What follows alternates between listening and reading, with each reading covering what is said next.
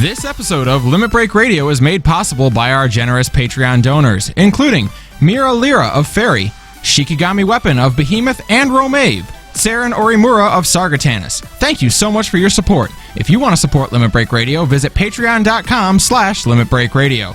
And by Alamo City Comic Con, October 28th through the 30th at the Henry B. Gonzalez Convention Center in sunny San Antonio, Texas. Alamo City Comic Con celebrates the artists that entertain us through TV, movies, comics, gaming, and cosplay.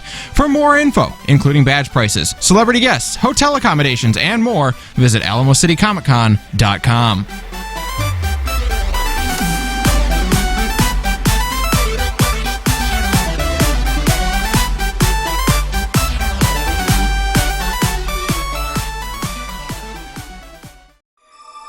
Written in stars, spoke through the winds of war, sealed by fate and marked with blood,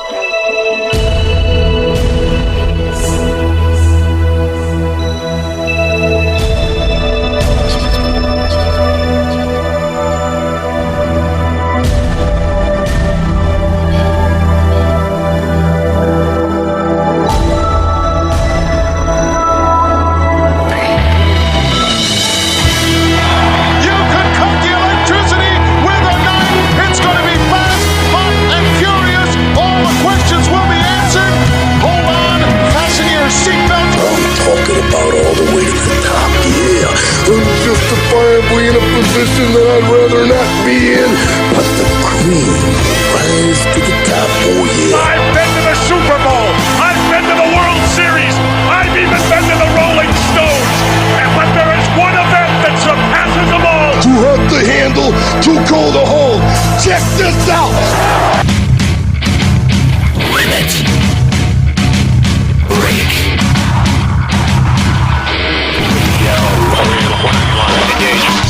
With your hosts, Nero. You're useless and time-consuming. Juxtaposition. Pop in your Final Fantasy cherry. Ascalia. Please don't tell your kids that story. Don't scar them. And Vicky. She's a dragoon. Win. LimitBreakRadio.com. And here we go.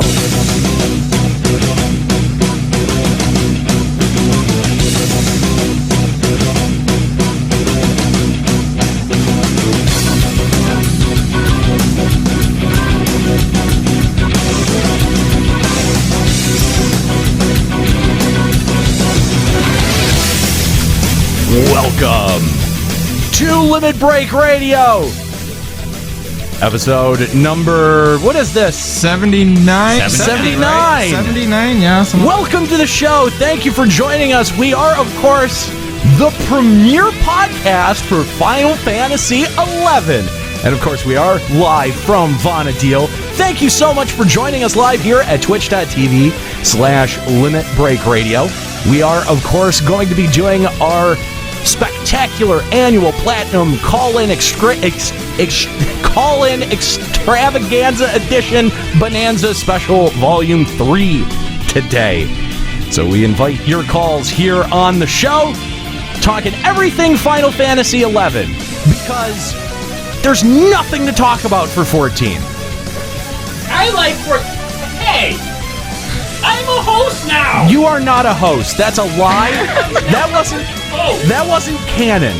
That was part of the uncanon season of Limit Break Radio. It's like the season 8 of Scrubs. We just forget it exists. Yeah, exactly. Right. It's the thing. It's left to fan fiction, sir. That's it. That's all you got. Eagle. With the Scrubs drop, loving it. Welcome to the show. Thanks for joining us. LimitBreakRadio.com is the website. Thank you for joining us live here in Vonadil.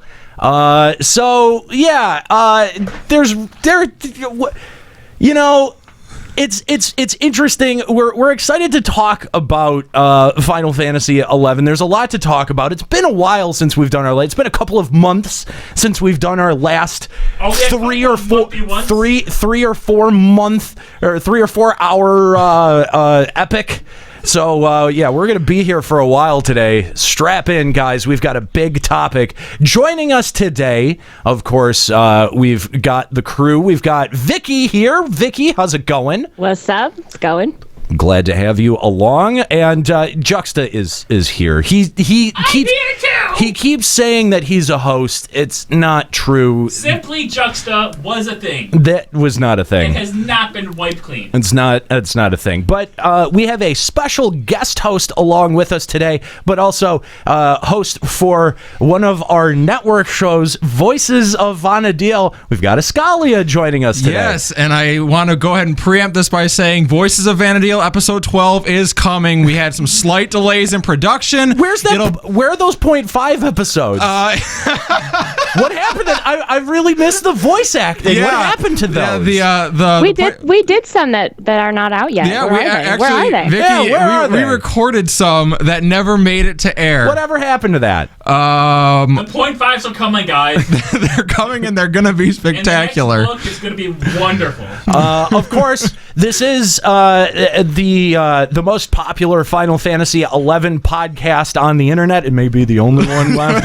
I don't really know. By process anymore. of elimination, we're the most popular. Right. Die, hardy wardies. Right. Well, we of course had Kahlo, who exited the show. I don't know. That was a while back. He's still gone. We don't know where he is. What kind of hijinks that he's up to. He's doing something or other.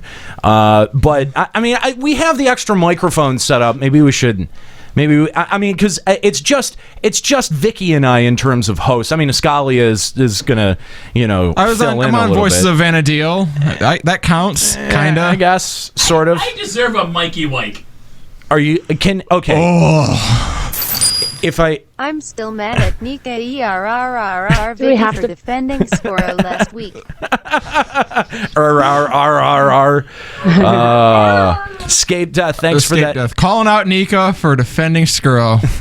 What? Brutal. And Nika doesn't have the donation thing. I'm working on it. Okay, she's working on it. I sent the towel. I tried to help. But you're just an intern. I don't listen to you. Yeah, exactly. It's true. All right, we're gonna be nice, Juxta. We're gonna be nice to you today. Because it's the bonanza. Do you want the closet? No. Okay. The closet is a lie. Then you're gonna. Okay. First of all, no more Taro speak. None. No. If you want the mic, that's got to stop. Agreed? I'll try. Hard? Okay. All right. I guess that's good enough. That's probably as good as we're gonna get. Test. Ooh, hello. Yeah. All right. How's it feel? Feels good. Yeah. Feels like power. It's been a while since you had a microphone, isn't it? It's good. It's good. Truly the episode we never thought was coming. I know, right? It's the episode we deserved. So how's that? I mean, it's been a while since we've checked in with you. How's the closet been? I mean, I'm assuming that you've been in the intern closet.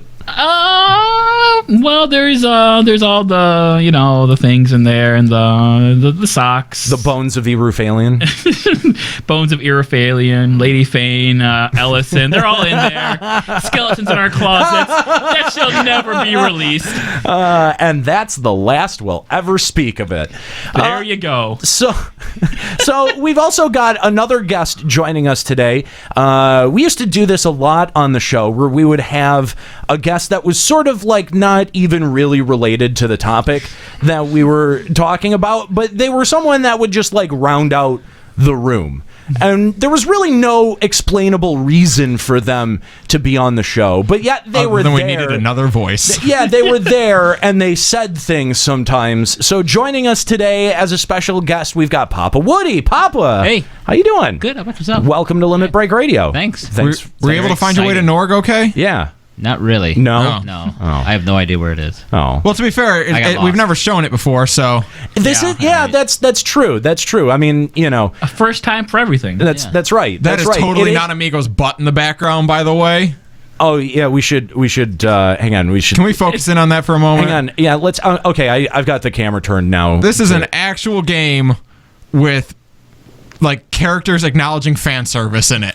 Yeah, that's definitely like fat material. And there's two of them, by the way. There's one on the lower bunk and one on the upper bunk. I don't know that I want to be the guy in the upper bunk. Just pointing that out. Thanks for joining us. We're excited to have you along for this exciting call-in special.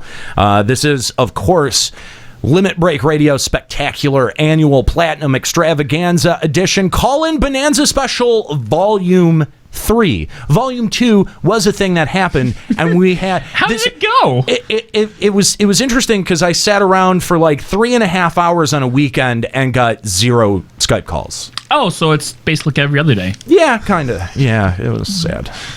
So we're gonna make another run at it again today. So we want to hear from you guys. You can give us a call on Skype. That's Limit Break Radio on Skype, 810-515-8715. And there's this new program that I'm only just finding out about because we're pretending it's like 2010 for some reason. Called Discord. Do you not? That you can. We got into the pre-alpha. That's right. So limitbreakradio.com/Discord if you would like to give us a call on Discord. We want to hear about some of your favorite memories from Final Fantasy XI, from some of your favorite stories from Final Fantasy XI.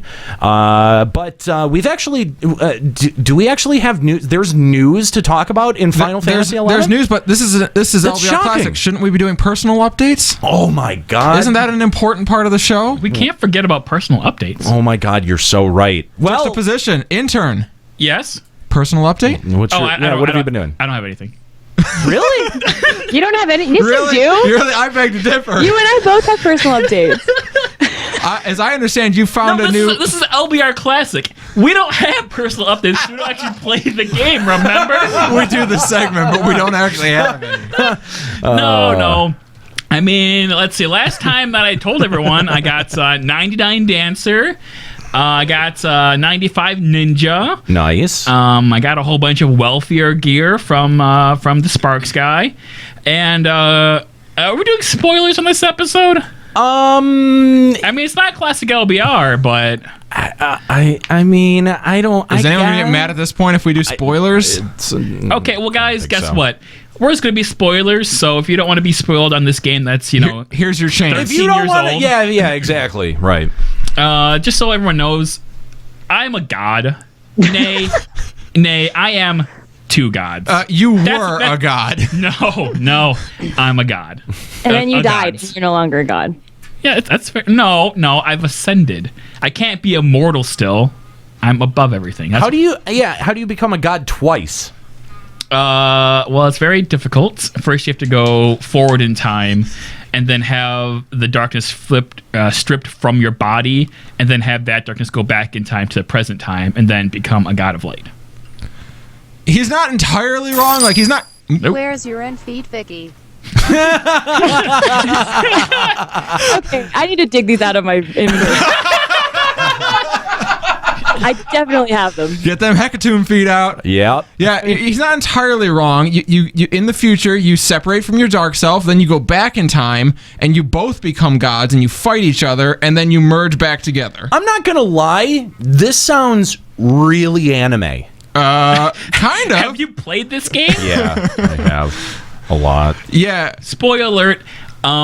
All of your best friends come and help you for the final fight cutscene. Aw. Friendship is the best thing ever. They're all girls. And Tenzin. Plus, but Tenzin's like I said, there. they're all girls. All right, so that's Juxta's personal update. Escalia. Well, all right. Since last time on here, we got 99 on Dragoon, 99 on Beastmaster, 99 on Summoner, 99 on Warrior, 99 on Monk, 99 on Thief, cleared Wings of the Goddess, cleared Treasures of Odd Urgon, cleared Seekers of Adulan, cleared Rhapsodies of Vanadil, got my Gungnir up to level 85, got Lance Corporal in the Salahim Sentinels, cleared all the delves, cleared all the skirmishes, cleared all the skirmish 2s, cleared all the dynamis, cleared all the arch dynamis stuff. Yeah, I think that might about cover it all. Okay. So you didn't really do anything? Yeah, it's not much. No, that doesn't not sound much. like a whole lot. Almost all of it's solo because this game's a theme park. Vicky, how about you? I also got 99 Red Mage and 99 Samurai, and then I completed Wings of the Goddess and Seekers of Adolin and Rhapsodies of Evangel. That's fun. That's about all I did. So that pretty much ends the Actually, story. my new update is I've not camped a Ground King in a very long time. Oh, darn. We were going to get you out of here early today so you could. That was going to be our topic. We were going to talk more about Ground Kings because we didn't have 3 or 4 episodes about that. Actually, I do think King Behemoth should be up shortly. So do you need to split, Vicky? Yeah. I need a defending ring. Let's go. Oh, well, let's see. I don't know. In terms of myself, I did a bunch of skirmish too. I've got a bunch of skirmish weapons that are pretty well augmented. My McBain, I was pretty proud of that. That's a pretty badass looking weapon right there. Yeah, you were working on Cladbolg, right? Isn't that what we were doing back when I was playing with you? Yeah. But then I mean, once we had to kill Karabos 1 billion times. Yeah, I still didn't get enough Karabos gems to even make the visual. Look at this gimp. Doesn't even have an Empyrean weapon. I know. Oh yeah, Red Mage can't wear end feet, but I found them. How will we ever know? Sure you did, Vicky. I'll take a screenshot just for you. All right. So I mean, I don't know. Let's see. I soloed Sky the last time I was on. Nice. That was fun. How'd that go for you? No N body. I've still never seen an N body. Let's see. What else? I don't even know. What was the last thing that I did? I think I did do a bunch of the delves. I don't think I did all of the big delve bosses. Yeah. Delve was a pretty fun event. Delve was a pretty fun event. And then what was the other one? The big zone ones. The reefs. Abyssia. The big reefs. Oh, the Wildskeeper reefs. That's it. Yeah, the where you can have any number of people in the fight. Right. Yeah, yes. those fights are crazy. Like when you actually got 36 people to show up and do them back in the day. Oh, dude, they were still hard. Well, I was doing them when it was fresh content, so there was like hundreds of people doing them, and that was actually a whole lot of fun. I got a lot of really good gear out of that. Fuck that Ice Tiger, though. Am I right? That guy was a dick. There was a tier that I didn't do as much, and that may have been in that tier. Yeah, Kumhao, he's a dick. I don't remember that one. All right, well, he's a big Ice Tiger that you have to fight up at the Snowy Peak place, and he sucks. Okay, yeah. So. Yeah, I'd like to be able to finish off all of the storyline narrative stuff, but I've still got a pretty good chunk of that left to go, and it's time consuming. I think Vicky and I can attest to that. When did we start doing Nikalia? Like winter time? A couple months ago. Yeah, it's been a while. Yeah, it took us quite a while to get through all of that. Wow. But we didn't play every day. But finding time within our schedule to also then do a storyline that is very slow moving on its own. Well, clearly because Vicky's got to be camping Ground Kings. Yeah, I mean it's really hard I had to find time in between. Yeah, all that. exactly. Right. Yeah. How's that riddle doing, Vicky? Got a riddle yet? I don't. No.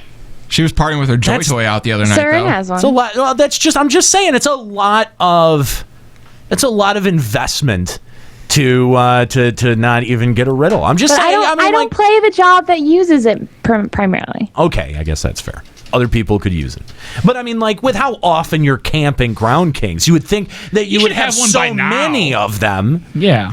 Just like getting that Jormungand title. It's really or like rough. that black belt that Vicky was bragging about. Yeah, I do love my black belt. For your level 8 monk? Yeah. It's not 8 now, but it was when I got it. I leveled into a black belt, and I know a lot of monks were jealous. There's so many people out there who just went like, ugh. Do you use black belt now? Is that even relevant I gear think anymore? you still can equip I mean, that, yeah. the black belt has a lot of haste on it, doesn't it? It still had, it was like 12% haste, wasn't it? Okay, not that much. It was like 8% haste and like damage reduction and stuff. It was really good. There's better now, right? I don't think so. Really? I don't know, but I don't think so. There might be. Twilight Belt apparently is better than Black Belt. It's not. I don't know about that. You fought Shinryu. I have a Twilight Belt. That's It's got triple attack on it, but I don't think it's better than Black Belt. It's not. No. It's not. Trust me, I know. Okay. I mean, it's definitely the welfare belt, and if you can't, camp Ground Kings like Vicky does, then yeah, you can use Twilight Belt. They're saying we have to put a nickel in the swear jar every time we say Nika. and we won't need Patreon anymore when we're done. That's right. By the way, we would like to thank our Star Breakers who support us over at patreon.com/Limit Break Radio. If you want to be a Star Breaker and get exclusive content like our Green Room videos, then you can do that over at patreon.com/Limit Break Radio. Become a Star Breaker today, and maybe I won't kill a chocobo. Was remember that? Guys remember that bit? Did we have the Murder the Chocobo campaign? Oh, yeah. It was donate to Limit Break Radio or the Chocobo gets it. You guys don't remember that? I don't. With Crazy Nero, I might even call a baby chocobo. Come on down to a Nero's House of Chocobos and use Emporium. Oh my God! Was that after they released chocobo breeding, or was that pre-chocobo breeding? Yes, it was. It was because that was the joke, was that I would abuse chocobos. I would abuse baby chocobos. Poor Dunkel. Dunkel, yeah. Dunkel. I don't remember what his second name was, because they had to have two names, right? Yes. I don't think they did. I think they did. They had to have two names, and you had to pick from a list. Yeah, and you had to pick a first name and a last name. I could never remember what Dunkel's last name was. Dunkel was an actually pickable name. Yes. That's where that joke originated from. Mine is Flying Fury. Nobody cares. Well, though, he's the flying ball of fury. He couldn't fly, nor was he angry. Mine was the X. The X? The X. I think mine was Cyclone Negative. Oh. Yeah. You're all terrible. Cyclone Negative? Yeah. Sounds like the high schoolers, like, emo band idea. Yeah. I think I was in high school at the time. Yes, I'm going to make this music and cut myself and tell my mom to go fuck her or go fuck herself. Anyway, in true classic LBR fashion, I can't seem to get a joke out today. But if you want to join us... Swing and a miss? I was swinging a miss. It's funny because I'm a Dark Knight. I get it. Yeah, that's the joke. If you want to join us... They have bad accuracy. If you want to join... They miss weapon skills. If you want to join all us... the time. Live in the studio. We're, of course, live in Norg, which we've always been. We've always been live in Norg. Where else would we be? You just never saw it. Yeah, you can find us in Norg if you want to join us. Wave at the camera. On the Odin server. Do some slash jump. That's right, yeah. So what? Well, hold on. What has Papa been doing in the game? Oh, yeah, Papa, that's right. Yeah, what have you been doing? I think I have a level 10 thief, but yeah. How exciting. Thank you. Clearly, you are qualified to be a member of this cast today. Could you just lie? He's a special guest. So going back 12 years? Oh, the pre-toaster back then. CPU, 128 megabytes of RAM, 256 megabytes of hard drive space. No longer getting kicked off the World Wide Web with that boss 256 kilobits DSL. I love that DSL. I have fun, hanging out in Juno and teleporting people all the time for money. Oh, that's what I used to do. You got your white mage up to 50 then. That's good. That's sub 30 black mage. You got to make that all-important kill for... Yeah. Teleport. Do you need it? 2K. 2K. Wow, you were expensive. Fuck yeah. I was a 2K teleport mage. Well, that's because I had a white mage alt who had like the Selenial gear, so she was really pretty. Yeah. So I had to charge for my sex appeal. Style. Style points. There you go. Yeah. Gross. That's real gross. Yeah. Do I need to take your mic away? I'd prefer not. I feel like I need to take your mic away. Talking about how sexy Tarataru are. No, it was a Here. A Hume. Ooh. A Hume. There's a nickel in the jar. Yeah. Dink. All right, yeah, we have some FF11 news. We do. But by the way, we do want to let you know, Limit Break Radio available on Google Play. If you use Google Play to listen to music, if maybe you have an Android phone and you don't use iTunes, I mean, most everyone else uses iTunes. But if you happen to use Google Play, we are available now on that. And you can search the LBR Podcast Network as well as Limit Break Radio. Both of our feeds are available there. So we are supported by Alamo City Comic-Con. Guys, make sure that you stop by October 28th through the 30th at the Henry B. Gonzalez Convention Center. Say hi. Limit Break Radio is going to be out there. And there have been some really exciting guest announcements in this past week. So coming to Alamo City Comic-Con, we've got WCW and WWE superstar Sting, which this is really interesting because I have a picture from when I was like probably 11 or 12 years old when I had a chance to meet Sting. And height of his WCW run then this around was, then, right? yes. Yeah. This was Halloween Havoc. This was Halloween Havoc at the Silverdome where they had the fucking monster trucks. Yeah. Oh, it was awful. Anyway, but I have a picture of when I met him. I also met Hacksaw Jim Duggan, but that's different. I'm totally going to try...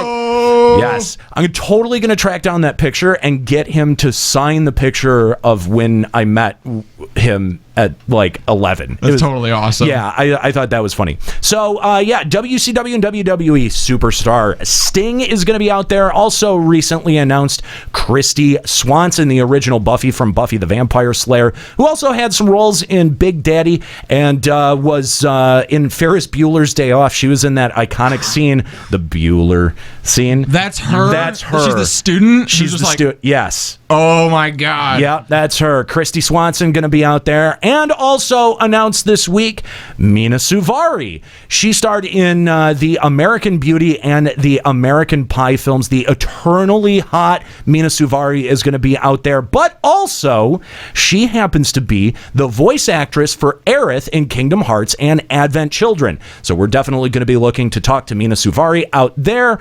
And we're excited to meet her. You should be excited to have the chance to meet her as well. And you'd have the chance to meet me. I'm going to be out there. Again, that's October 28th through the 30th at the Henry B. Gonzalez Convention Center in San Antonio, Texas. Is there like some alternate like podcast out there who has to like say, and also announce this week, a Nero from Limit Break Radio will be there? Maybe. I hope so. I think that would be very cool. I don't really know. And everyone on that show is like, what's Limit Break Radio? I don't get that memo. So we need to have a talk with our sponsor. Yeah, right. Exactly. Like, why are we promoting ourselves? We don't need to do that. That's weird. Anyway, so we do have some Final Fantasy 11 news to talk about. So why don't we go ahead and do that? Limit Break Radio. Limit breaking news. www.limitbreakradio.com. All right, taking a look at FF11 news. The September version update will be launching this Tuesday, seeing new Notorious monsters related to Ambuscade, as well as a host of quality of life adjustments. You can get more information on that over at playonline.com. It's been a long time since those words have left my lips. My goodness. The Beat the Heat campaign will be getting underway in Vana'diel starting on September 11th. Running through the end of the month, players will be able to participate in a slew of campaigns. The Mog Gardens will be giving double shining stars when entered. The Coastal Fishing Net will yield better items. Oh, yes. Monster Rearing will provide items twice a day and additional items. Monster Rearing? Yeah, you get like a. You have sex with monsters. You're like a Beastmaster without playing Beastmaster, and it's far less useful. Oh, but you get to have sex with monsters, so it works out. I don't remember that part, but I'll take your word for it. Okay. All Walk of Echoes events will become Surge and Endowed walks, meaning that they will have really big boobs. They will yield extra items, temporary items, and capacity points. Players doing Esha Notorious monsters will find themselves getting extra silt. Yep. That's currency. Okay. I'm just silt and Esha elixirs. You got it. I'm just making sure. Yep.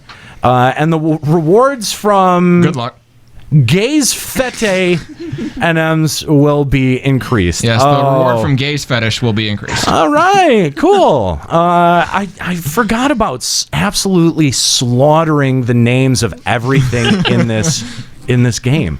Let's see, an abjuration. No, wait, hang on. No, there it is. An abjuration dial key will return and can be obtained once daily upon logging in. Yep. How exciting. Yeah, you can get all those free abjurations. Nika, you can finally get your end feet. Fuck you. I have the end feet. Yeah, I but you can posted get it in two your now. link. Now you can get the +1.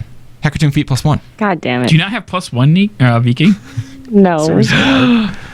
No, I finally got end feet. They're not good enough for you. Do they have any augments on them? What the fuck are augments? That's a no. What a scrub.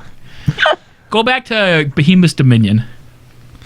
So the sought-after Quetzalcoatl, Ozzy Dahaka, and Naja Raja, Nagaraja. Whatever, will spawn during domain invasions. Yeah, only those NMs. So all the other like crappy NMs that no one cares about won't pop. Okay. Yay! That's a thing. It's the Beat the Heat campaign. What do you want, man? I don't know. I don't know what I was expecting. It's 2016. More beating. I'm just reading the things on the page. That's all I'm doing. Well, that is LBR Classic. It is quite You're literally. not very good at it. An article from blogger Oculin talked about his time playing Final Fantasy Grandmasters Japan Recreation follow-up reimagining of Final Fantasy XI. It gave us some rare glimpses into gameplay and first-hand account of how the game feels. Did you read through that at all? I actually kind of poked around at it. It looks it looks like Bravely Default meets Final Fantasy XI. Yeah, it kind of does. Have to create new characters though, or will we be able to like import our characters? No, you will not be able to import. Yeah, Seriously, Vicky, why would you think that would be a thing? Because it's not the same. Like if you're not the same character. Can I import my character into Final Fantasy X-2 from 10.1? Yeah. Because I worked really hard on my Tidus. Seriously. Pain in 10.1. Yeah. I have the whole sphere grid filled with Lux spheres. Yeah, I should be able to carry that weapon over into the next game. For Zero sure. wants to know if any of the hosts have samurai because they want to know what it looked like in 11. Oh, I do. Just change your weapon and... Oh, wait. Gotta run Yeah, I'd have to go to a Moogle to change, and then that would involve me leaving the studio. So. Well, you have my permission. And then there's a Moogle in Norg now, so you can go do that. Really? There actually is a Moogle there. I did know fine. that. Yeah, I don't care. Go ahead. Sure. Okay. Somebody's asking for it. Why not? Okay. So yeah, no, actually, this does look. The door. This actually kind of does look interesting, and the thing is like I mean, we had said this on a Final Encounter cast, but I think just how well Pokemon Go was received by myself personally, it kind of opens me up to playing a game on my phone, and the idea of an FF11 version on my phone, like that is not suddenly it's become like, oh my god, there's no way that this can't be terrible, and now it's like.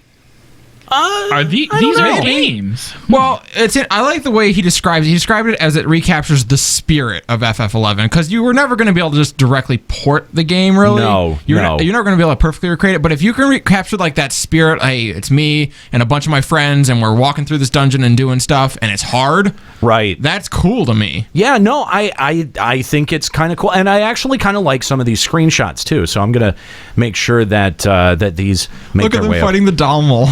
up to the screen. Where? Here. I don't see a Dommel. I see an Elvon. What? The Elvon in the desert?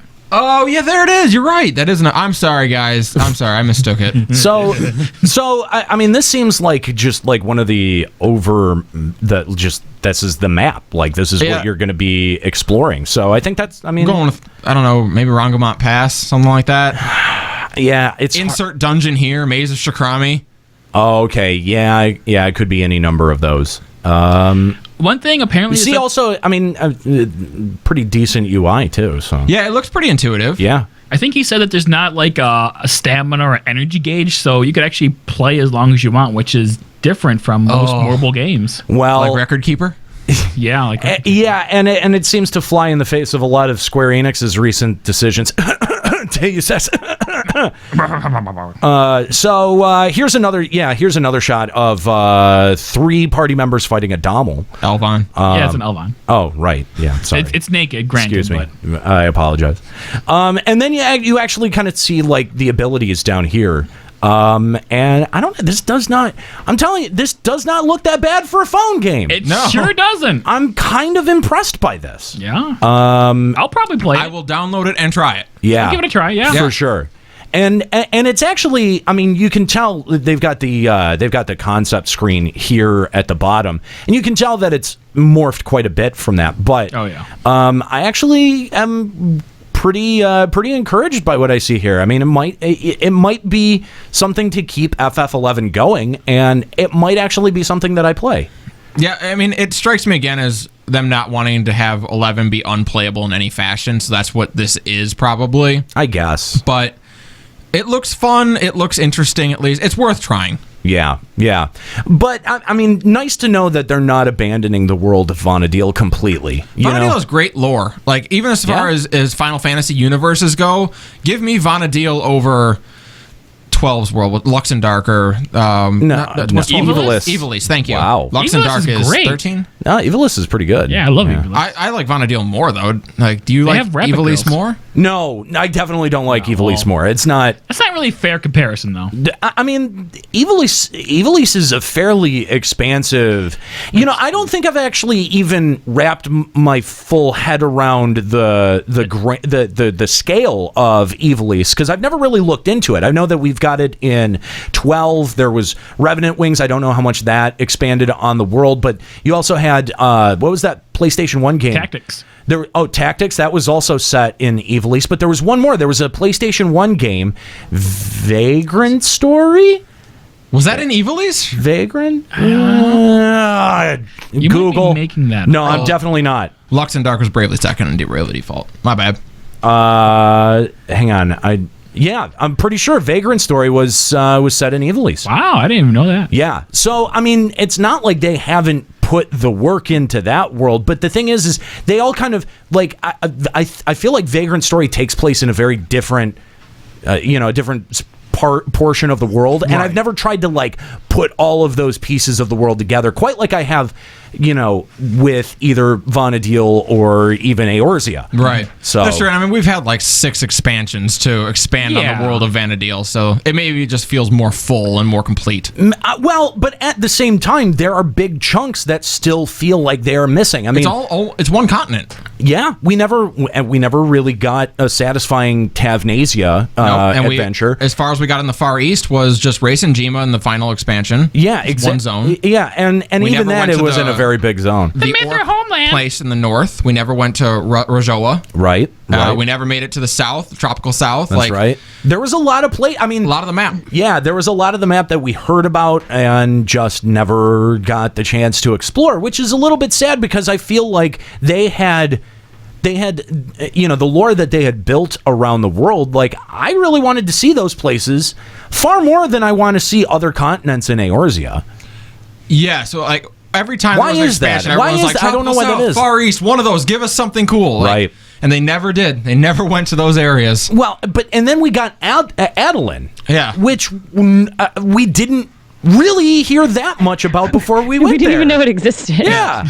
That was kind of a curveball. I really wanted to go to the Mithra homeland. I did too. Well, and when they first started showing pictures of Adolin, everyone kind of like thought, oh, it is the tropical south. We are going to the Mithra homeland. Like, no, it's not the south. No. Never mind. No. Yeah. So, all right, that's pretty much it for FF11 news. We might as well. I know that there's a few things here on the rundown for FF14, so we should probably see what's going on in FF14. This is a Limit Breaking News Update.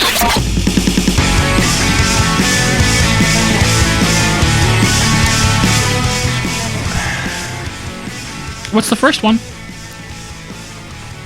The Yokai event is ending.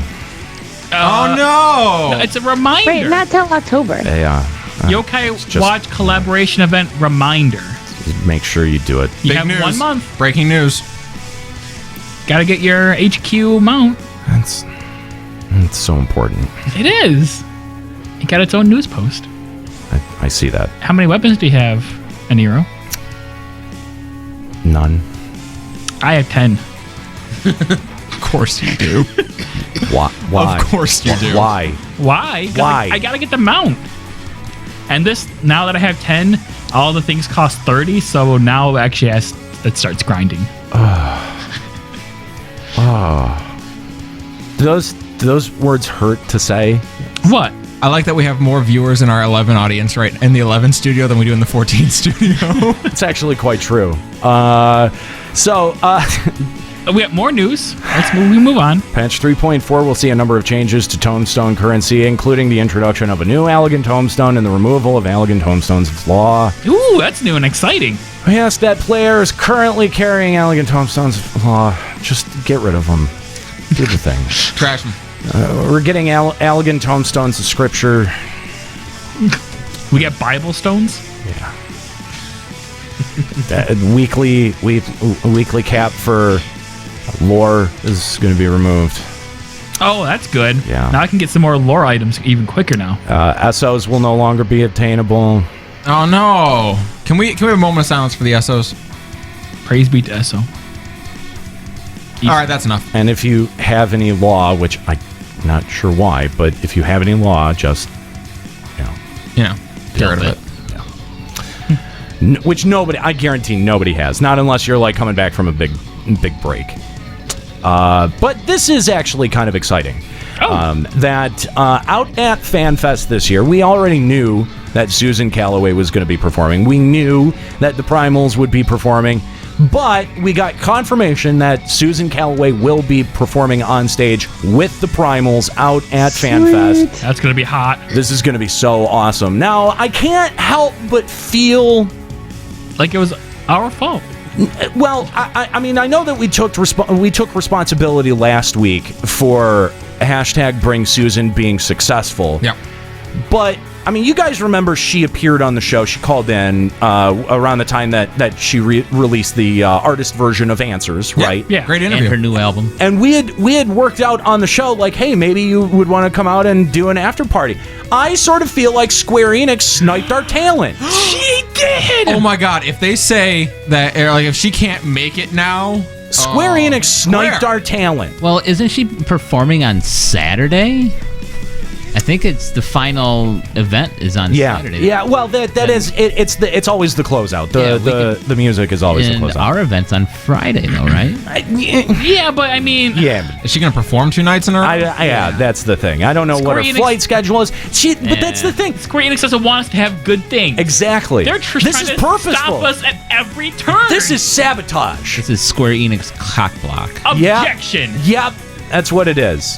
But we're excited to see. I call contempt to the court. We are excited to see Susan out there. Susan, you can still come have a drink with us. That's right. Absolutely. You're still Susan, welcome you're at the cool. party. That's right. Essie, you're not welcome at the party. That's right. Yeah. We're lying. You're actually. Yeah, if you guys want to show up to, that'd be good. You're not going to, but we get a scathing interview with you. Yeah. Hit all the hard questions. Yeah. How big is the Galka's dick? Yeah. Wait. No. What? It's not big at all. It's 0. 0. Yeah. So that's it for FF14 news. That's all. That's all we have to give you. Can we go back to a good game now? Oh yeah, that's right. Yeah, we can traveling back in time. We can do that. Boom. There we go. There we go. If you want to call in, we'd love to hear from you. We want to hear some of your favorite memories, favorite stories from Final Fantasy XI. We're going to be talking all about Final Fantasy XI today and reminiscing about how awesome this game was. And to some degree is sometimes. It is a little bit. It is a little bit. I said it the other night. It's not the dumpster fire that everyone wants to claim it is. It turned into after Abyssia. It's not a great game. It's not a dumpster fire, but it has charm. There is a level of charm to this game still. Yeah, I don't know. Like it grows on you sort of in the same way that Dark Souls grows on you. I feel. You know what I mean? Like it's an acquired. Mold? It's an acquired taste. It's a fungus. It's an acquired taste. I guess that's kind of close. To be fair, it was an acquired taste back in the day. The dumpster is no longer on fire. Yeah. Well, now it's just the ashes of a dumpster fire. Smoldering. We need to relight the fire. We didn't start the fire. It was always burning. I caught the Dark Souls joke. You're welcome. Yeah. Anyway, so Limit Break Radio on Skype, 810-515-8715, limitbreakradio.com. And you can /Discord to use this crazy newfangled technology known as Discord. And in addition to sharing your favorite FF11 memories, you can share some of your favorite LBR Classic memories. That's right. Yeah, we'd love to hear from you. Limit Break Radio on Skype. In fact, let's go to the phone lines. We've got our first caller hanging on the line. We'll talk to Lisat. All right. Classic LBR. I'm slaughtering all the names today. Lisat's in our studio. What's up? Sure? What's up, Lisat? How's it going? Doing pretty well. How are y'all? Thanks for calling Limit Break Radio. Long time lurker, first time caller. One of my, and I told this before, one of my favorite memories of LBR is we were doing salvage like we did, which is still my favorite thing forever. And we were going along, and my one friend says, "Hey, if I DC, it's because there's a storm happening outside, so be aware of that." And I said, "Wait, there's a storm happening outside my house too." There couldn't be two storms in the same place. Dun dun dun. Yeah, it turns out he lived half an hour away from where I lived. Oh, that's awesome. How does that keep happening in 11? I don't know. And it's weird because, in my brief stint playing 11 in Adeline, I was actually part of a link shell, and one of the guys in that link shell, we found out that he lived in the building that I worked in. Oh my God! It was bizarre. It keeps happening. I don't know. It is a very strange phenomenon. See, you expect it with WoW. Yeah. You expect it with a game that has millions of players. You expect that. But I mean, Final Fantasy XI it has always been a fairly modest community. I think it's never been a humongous game. I think the highest number that I ever saw was 500,000 for 11. Mm-hmm. So, to meet another 11 player is pretty earth-shattering and mind-blowing. Because I mean, again, Escalia, this is how we met. Yeah, that's how we met, and figure out that we already knew each other. Yeah, that's what it was. Is that we already knew each other. It's bizarre. Totally bizarre. Tam2 jumping in the chat, another LBR Classic staple. Lasat, thanks so much for the call. Do you have any shout-outs that you wanna give? Sure. I like to shout out Midnight Runners from Hyperion and Kamara, Tiger Fury, Max V, Astro, and Michael. Right on. And what was your old FF11 link shell? You're the one that you remember most fondly. Legion of Altana. There you go. First link shell on Sylph. There you go. Well, thanks for the call, Lasat. We appreciate it. If you want to call Limit Break Radio on Skype, 810-515-8715, limitbreakradio.com/Discord. Lasat was in our Twitch chat last night when we were doing Rhapsodies, and near the end of the night was just like, hey, is tomorrow's episode going to be live from Norg? And we're all like, we're not going to dignify that with a response. Don't spoil it. Don't blow it, guys. God damn it. So anyway, if you want to call, be part of the Limit Break Radio Spectacular Annual Platinum Extravaganza Edition Call-In Bonanza Special Volume 3. You say that every night before bed? No. Oh. Clearly Did I you say didn't, because in there? I butchered it in the open. To be fair, you butchered everything in the open. I know. You even butchered the pre-opening opening. Classic LBR style. Totally on purpose, guy. I'm reverting. People are like, man, I'm not used to them being so positive. Well, we can't make SE mad. That's right. We have to placate SE. Papa SE has to be happy with Limit Break Radio. Maybe they will bestow upon us their bounties. That's right. They're just doing a great job with the game, and everything is so positive, and I'm so happy. Maybe they'll give us another interview in 4 years. Yes. Yeah. And tell us absolutely nothing. Where we can't talk about specific things. Yeah. Well, a whole list of things that we can't talk about. Well, there's trade secrets that you have to be aware of. Well, of course. You can't get into those. That's right. Yeah. God forbid that someone from Konami figures out what the secret behind Final Fantasy XI is. like they'd be able to do anything with it. Anyway, so it's been really interesting kind of getting back into FF11 and playing it now as up against a lot of modern MMOs, because again, and we say this a lot on Limit Break Radio, but there's a lot of concepts from 11 that were really, really good fundamental gameplay concepts. And the thing that strikes me is that they've been able to continue to make a game that is playable for the community size that they have. Like all of the concessions that they made, whether it be in travel or allowing mounts or all of these other things, like the first thing that they did was they got rid of the dead weight of the consoles, and now that they were able to get rid of that, there's it's kind of remarkable the quality of life stuff that they've been able to put in. It blows my mind every time I see here comes the September version update, and I'm like, this game's still doing big version updates? What? Well, I don't know that I'd call it big, but yeah, well, they're still putting out new stuff every month.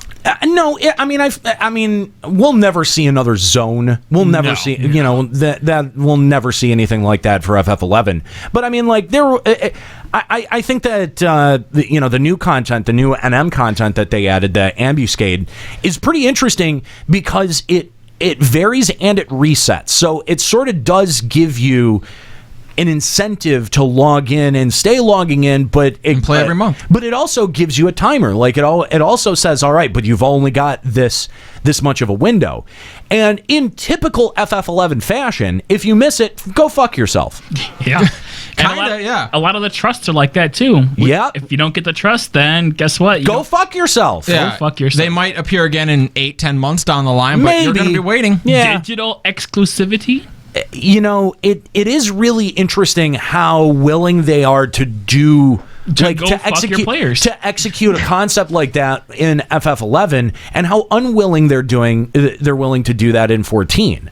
You know what I mean? Like, I think that that's a pretty interesting distinction. And I also think that if you look at the development patterns of Square Enix, that it sort of makes sense. But it's actually kind of surprising that any level of throwback play is being put into place with FF11. They could honestly let this game just sort of sit and not have to do anything with it. Oh, they could have just said, all right, we're done developing for the game, and that's it. We'll go until it's not financially viable anymore. Yeah. It is nice to see. I'm sure their skeleton team is probably 3 people who work on the game still regularly.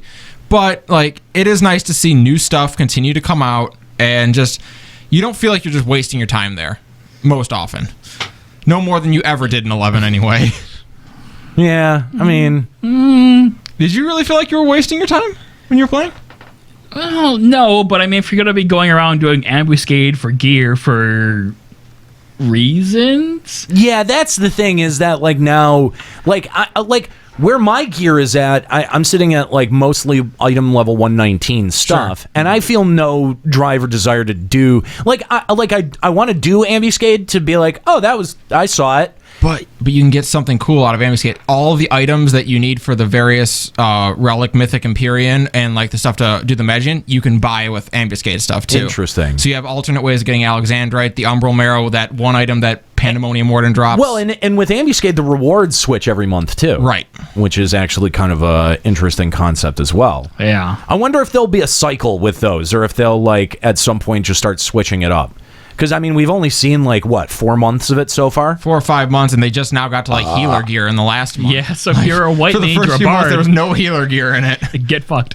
What? Yeah, because they don't do, gear for everybody every month. They do 1 month it's this group's gear, 1 month it's this group's gear. Damn. Yep. Wow. Interesting. Mm-hmm. So let's go back to our phone lines. We've got Jesse from the Lakshmi server hanging on. What's up, Jesse? Jesse. Hey guys, how's it going? Good. How are you? From Lakshmi. I'm doing great. So I wanted to talk about botting in FFXI. Okay. Specifically Ground King botting. Yes.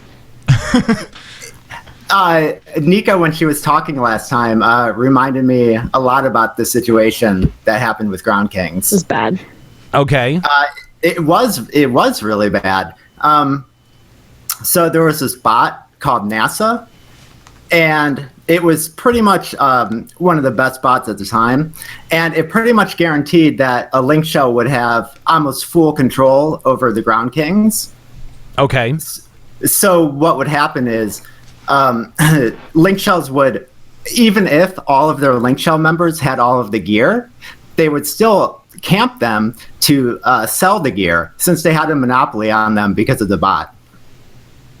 Yeah, I mean, yeah, I think everyone had sort of a sense of that was going on. I mean, that would always be a part of the discussions when you would look at endgame forums, you know, and it was a ready to go complaint from the endgame community that, you know, there was no chance of getting claims. And then they fixed that with the changing it to force pops and having pop items. Oh, yeah. So, you know. So you can stop camping now, Nika. We actually. Yeah. It's okay. It was a joke. Yeah. I feel like you've been waiting for a really long time for that King Behemoth. Hey, but last night when I was sharing screenshots, I was looking through some of my old screenshots. I actually found one that I screenshotted the log where I claimed King Behemoth with Dia over everybody's bots, and somebody in the chat, in my party chat, was like, "Wait, on your toaster computer, you claimed this?" It's like, hell yes. Did he pop right next to you? I have no idea, but probably. He would have had to, I think.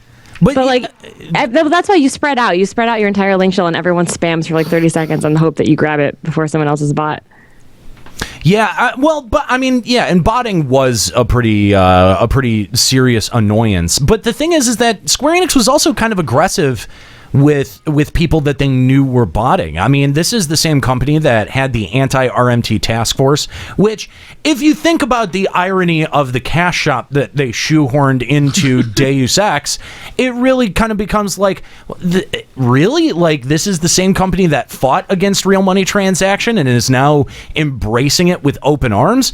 And, you know, like, I thought that was one of the more encouraging things about the company, and one of the reasons that I used to place so much trust in them is because they were very dedicated at trying to make the environment equitable. I remember listening to an episode where you guys were talking about just the sheer number of people. Like, it had been like after one of the huge mass bannings, and we were going over like the implications. Like, every server felt that mass banning. Like, the top tier link shells had like important people banned out. That was probably the salvage bannings. Yeah, the salvage dupes. Yeah, that was pretty big. Hey everyone, listen to me. Pee pee poo pow dookie bombs. Oh, that was just me talking about it. Hang on. For everyone. Hang on, Bob. Booby booby, you touch my TRA lol on my ding ding dong.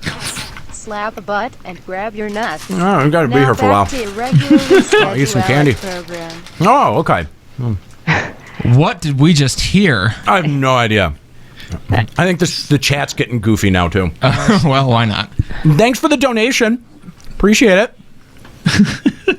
Eating some candy. Because it's old LBR. What the fuck? We don't have any rules. Whatever. Thank you, Dr. Von Doom. So I thought we weren't supposed to swear on this show. Oh, God. No, he'll just edit it in the post. He's just edit it in post. Every fucking word. Every swear word. I have to bleep it all out. Oh, that's not happening, by the way. There's no fucking way that's happening. You got to. No fucking way. What if I say Isman's name?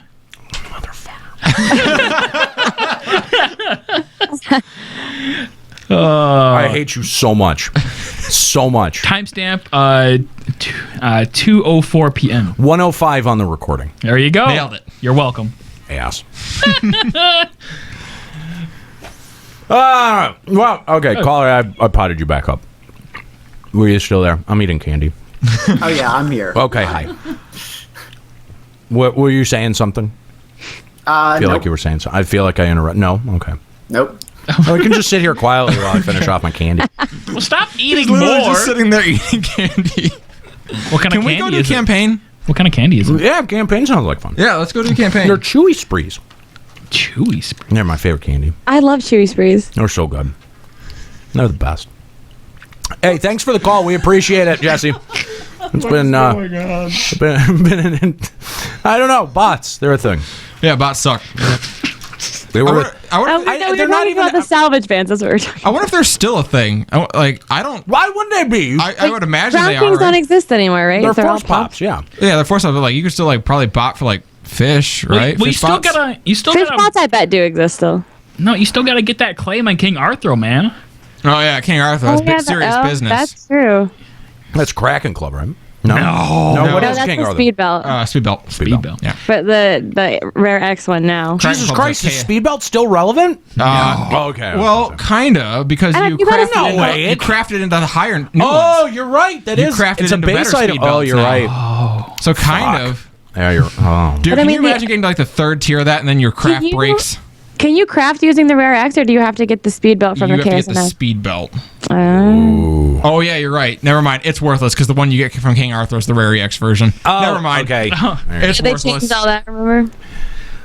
Bubbly Bernie at level 1, the real end game. That is right. I love Bubbly Bernie.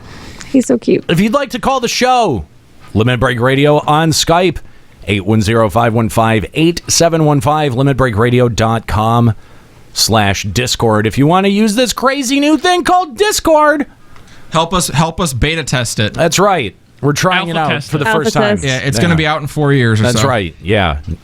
It's a new thing. So, Escalia, we have you here today. Yes. To talk about some ambuscade. Yeah, so what is this? What is for those that maybe haven't logged on in a while? What is ambuscade? So Ambuscade is an event that they added back in the April patch, and what it is it's kind of like a simplified BCNM. You don't have to go to a burning circle or anything. You get warped in to do this fight in a room with a set group of enemies, and that fight changes every month. They put in a new Ambuscade fight. You can select your difficulty that you want to go in on, so you can do like easy, very easy, normal, difficult, hard, all those. You get a bunch of different ones. And after you register to go in, you basically sit in Mora until it's your turn. So you'll say like, you're such and such is registered on page 966 of the Ambuscade Tome. And as you're sitting there, it'll be like, page 962 of the Ambuscade Tome flares up. Page 963 of the Ambuscade Tome flares up. Are they repurposing the old Dynamis servers? What the fuck is this shit? Like, what do you need a queue for? I don't. There is a bunch of them. Like, because I saw multiple people going in at the same time. But yeah, Still, for whatever though, reason, it is a queue system, and you feel like you're at the DMV waiting to get your chocobo. But not matchmaking, because you've got to queue up with a full party. So there's no element of matchmaking, just like anything in FF11. I was gonna say matchmaking. I don't know what this term is. What are you talking about? Yep, you can is go that like in- shouting in Wayno for a party? Wayno? Wayno? Juno. It's a No. it's a I don't even want. No, it's not. It's not. It's Silent J like him. So yeah, you wait around until it's your turn to go in. You can go in with either yourself or any size party. You can summon trusts once you're inside to do the fight. And you get 2 forms of currency coming out of it. You can use that currency to buy whatever the rewards are for that month, and those rewards swap out when the months do. What's interesting about it, though, is when the rewards swap out, your currency is all reset to 0. You cannot stockpile currency in a month where maybe there's an easy fight, and you can't stockpile currency into future months. Gotcha. So that was a good decision that I think they made with that. And also what's nice is, like I said earlier, you can get all the different currencies that you need for your Mythics, Empyreans, and stuff like that. Gotcha. Interesting. I mean, it's an interesting system, and it's pretty dynamic too. You know, the amount of work they had to do dev side to this doesn't seem like very much. No, I'm sure they were able to repurpose like Dynamis and Moblin Maze Mongers to make it work. Like, it probably was very simple to put together, but nevertheless, it's a interesting event. You can't poop socket in a day. You can only go in with an Ambuscade Tome, which you get daily. Right, and you get that out of Records of Eminence. That's right. Yeah, the Records of Eminence, you can do 2 of them a day. They're very easy. It's always like, go kill 1 Gygus, go kill 1 Arcana, something like that. Right. And then you use those to enter. So you can only go in twice per day. Gotcha. Yeah, because it's page 1, page 2. Right. Right, exactly. Yeah. Just by doing the quest, you'll get one of the pages presented to you, so you get like a freebie to go free entry. I went in and did it last night. I was up against 3 of the Adulan enemies, where they're big robots with like 1 huge arm and 1 small arm. We've seen them in 14 now. Yeah. It was against 3 of those, and it was hard. I did the normal version, which should have been my eye level, and I lost with 5 trusts. So, no kidding. Yeah, it wasn't easy. Get good, you noob. Yeah. No, I got killed because one of them had shock spikes on, and I got stunned. And then he wiped out my tank and my healer. So, what a dick. Shock spikes of all things. So, what are you surprised by in terms of content that you've been able to solo with trusts? Because that's, I think, one of the big things that, like sort of the appeal for me going back was like, I'm gonna dick roll everything. Everything except for like the new endgame stuff, the Esha NMs. I can't do those.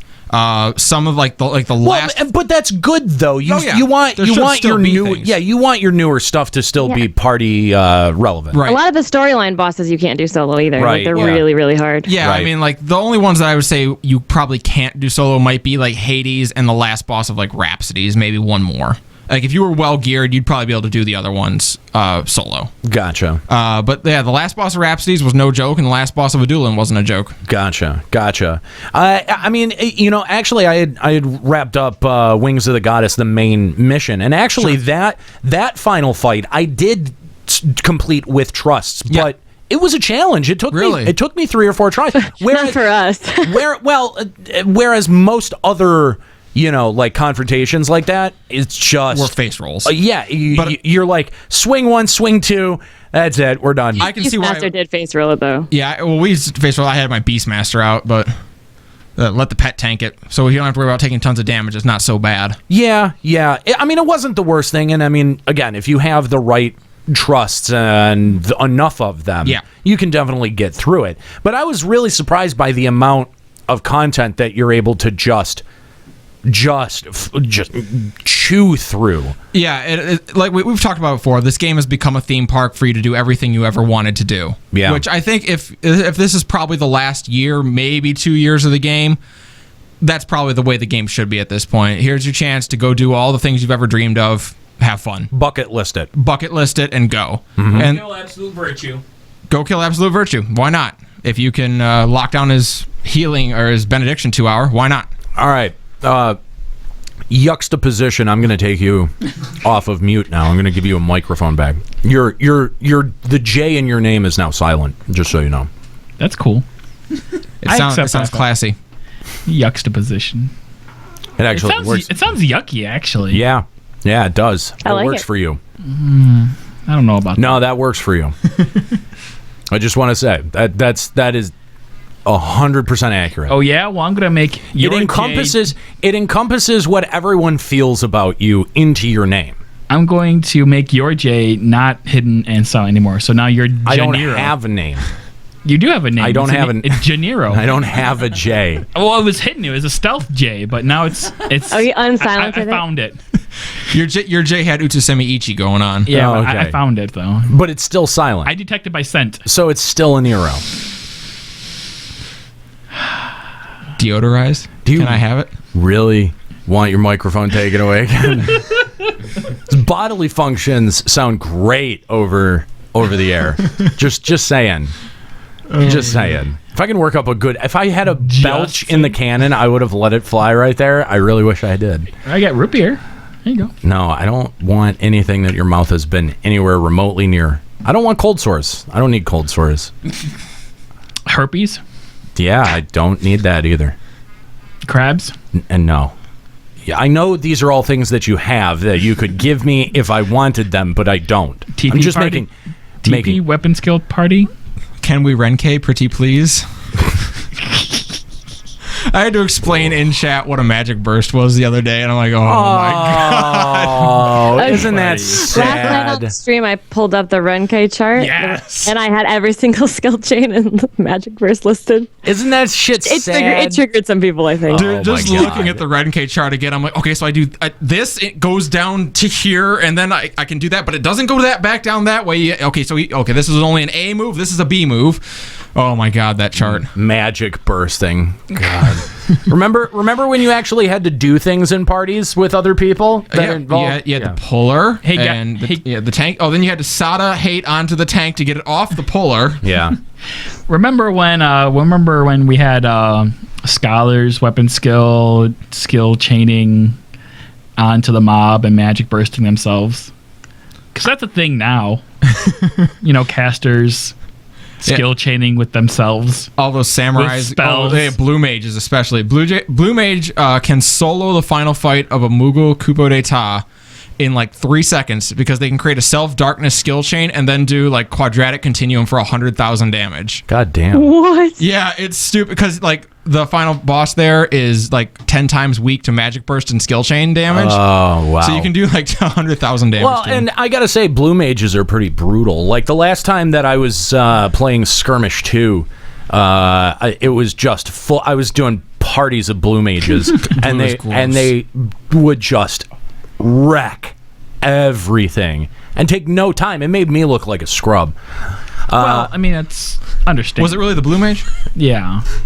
Come on. You guys are Soul Eater, Last Resort, Blood Weapon. I mean, if you don't even have an owl goal at this point, like, what are you doing with your life? I should do that. I should cross that off the bucket list. Get Algol? Yeah, I should go Camp Cerberus one day. Nobody's doing it. I was on stream the other night and Hydra was up. So I just detoured around to fight Hydra and killed him in like 12 seconds on stream. That's awesome. Yeah. That's pretty awesome. That's got to feel at least a little bit epic. It was pretty good. All right, let's go back to our phone lines. Of course, this is Limit Break Radio Spectacular Annual Platinum Extravaganza Edition Call-In Bonanza Special Volume 3. And we're going to go back to our phone lines and talk to Tom 2. Oh my God, it's Tom 2! What's up? Oh my God. Oh my God. Oh, Tom 2, dude, how you doing? I'm good. Yeah? I'm A-okay. Like I saw Nika write a post about that stream she did where she left XI and was like, oh, it's a little. That was a little feelsy. It was a little feelsy. It was a lot feelsy. Yeah. Why are you feeling Vicky? Don't do that. Anyway, rude. I can do that. We used to host a show together. We did. That's right. Yes, he says, she says. So did you know? I just went to the URL. I dropped the domain ages ago. Now it's owned by 2 Australians who met on Tinder and post about their favorite eating spots. Are you serious? So it's not much I kid different? you not. He says-she says.com. Wow.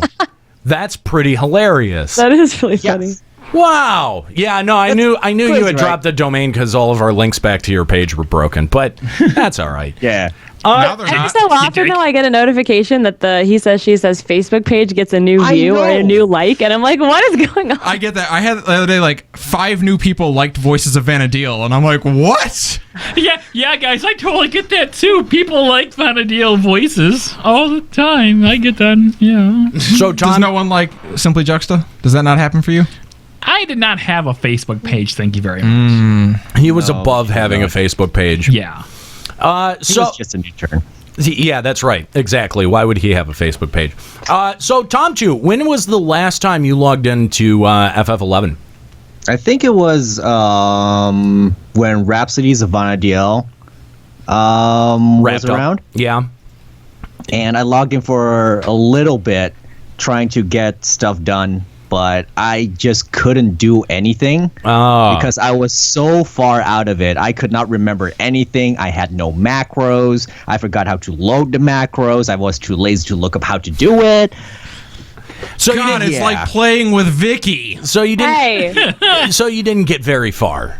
No, not at all. I might jump back in because why not? I sort of feel like I do need to finish it before they close it down. You know what I mean? Yeah. Like we're running down the clock on this one. There can't be much Especially more. how they say that, this is like the story ending of the Well, it very game. clearly Like, is. sure. Yeah, It really is. Yeah, It is a very definitive end. Yeah, of the there's game. nothing. There's really nothing else that you can do after that. I mean, granted, I haven't done it, but I've seen enough of it where I'm like, yeah, that's pretty final. It's the end. It's the final. Yeah, fantasy. which is a bucket list thing for me. No, I do think, I do think that that's good. But it's interesting that an MMO chose to do that because MMOs don't have to do that. They can just keep releasing content forever and ever and ever. Mm-hmm. And it's an interesting and World of Warcraft. And I got to say, kind of a bold choice to say, no, this is the end. Well, and usually when a game gets to the point where they know it's not going to be financially viable, they don't put a ton more development into it to end the story. They just say, no, there's not going to be another one, and they let it go by the wayside.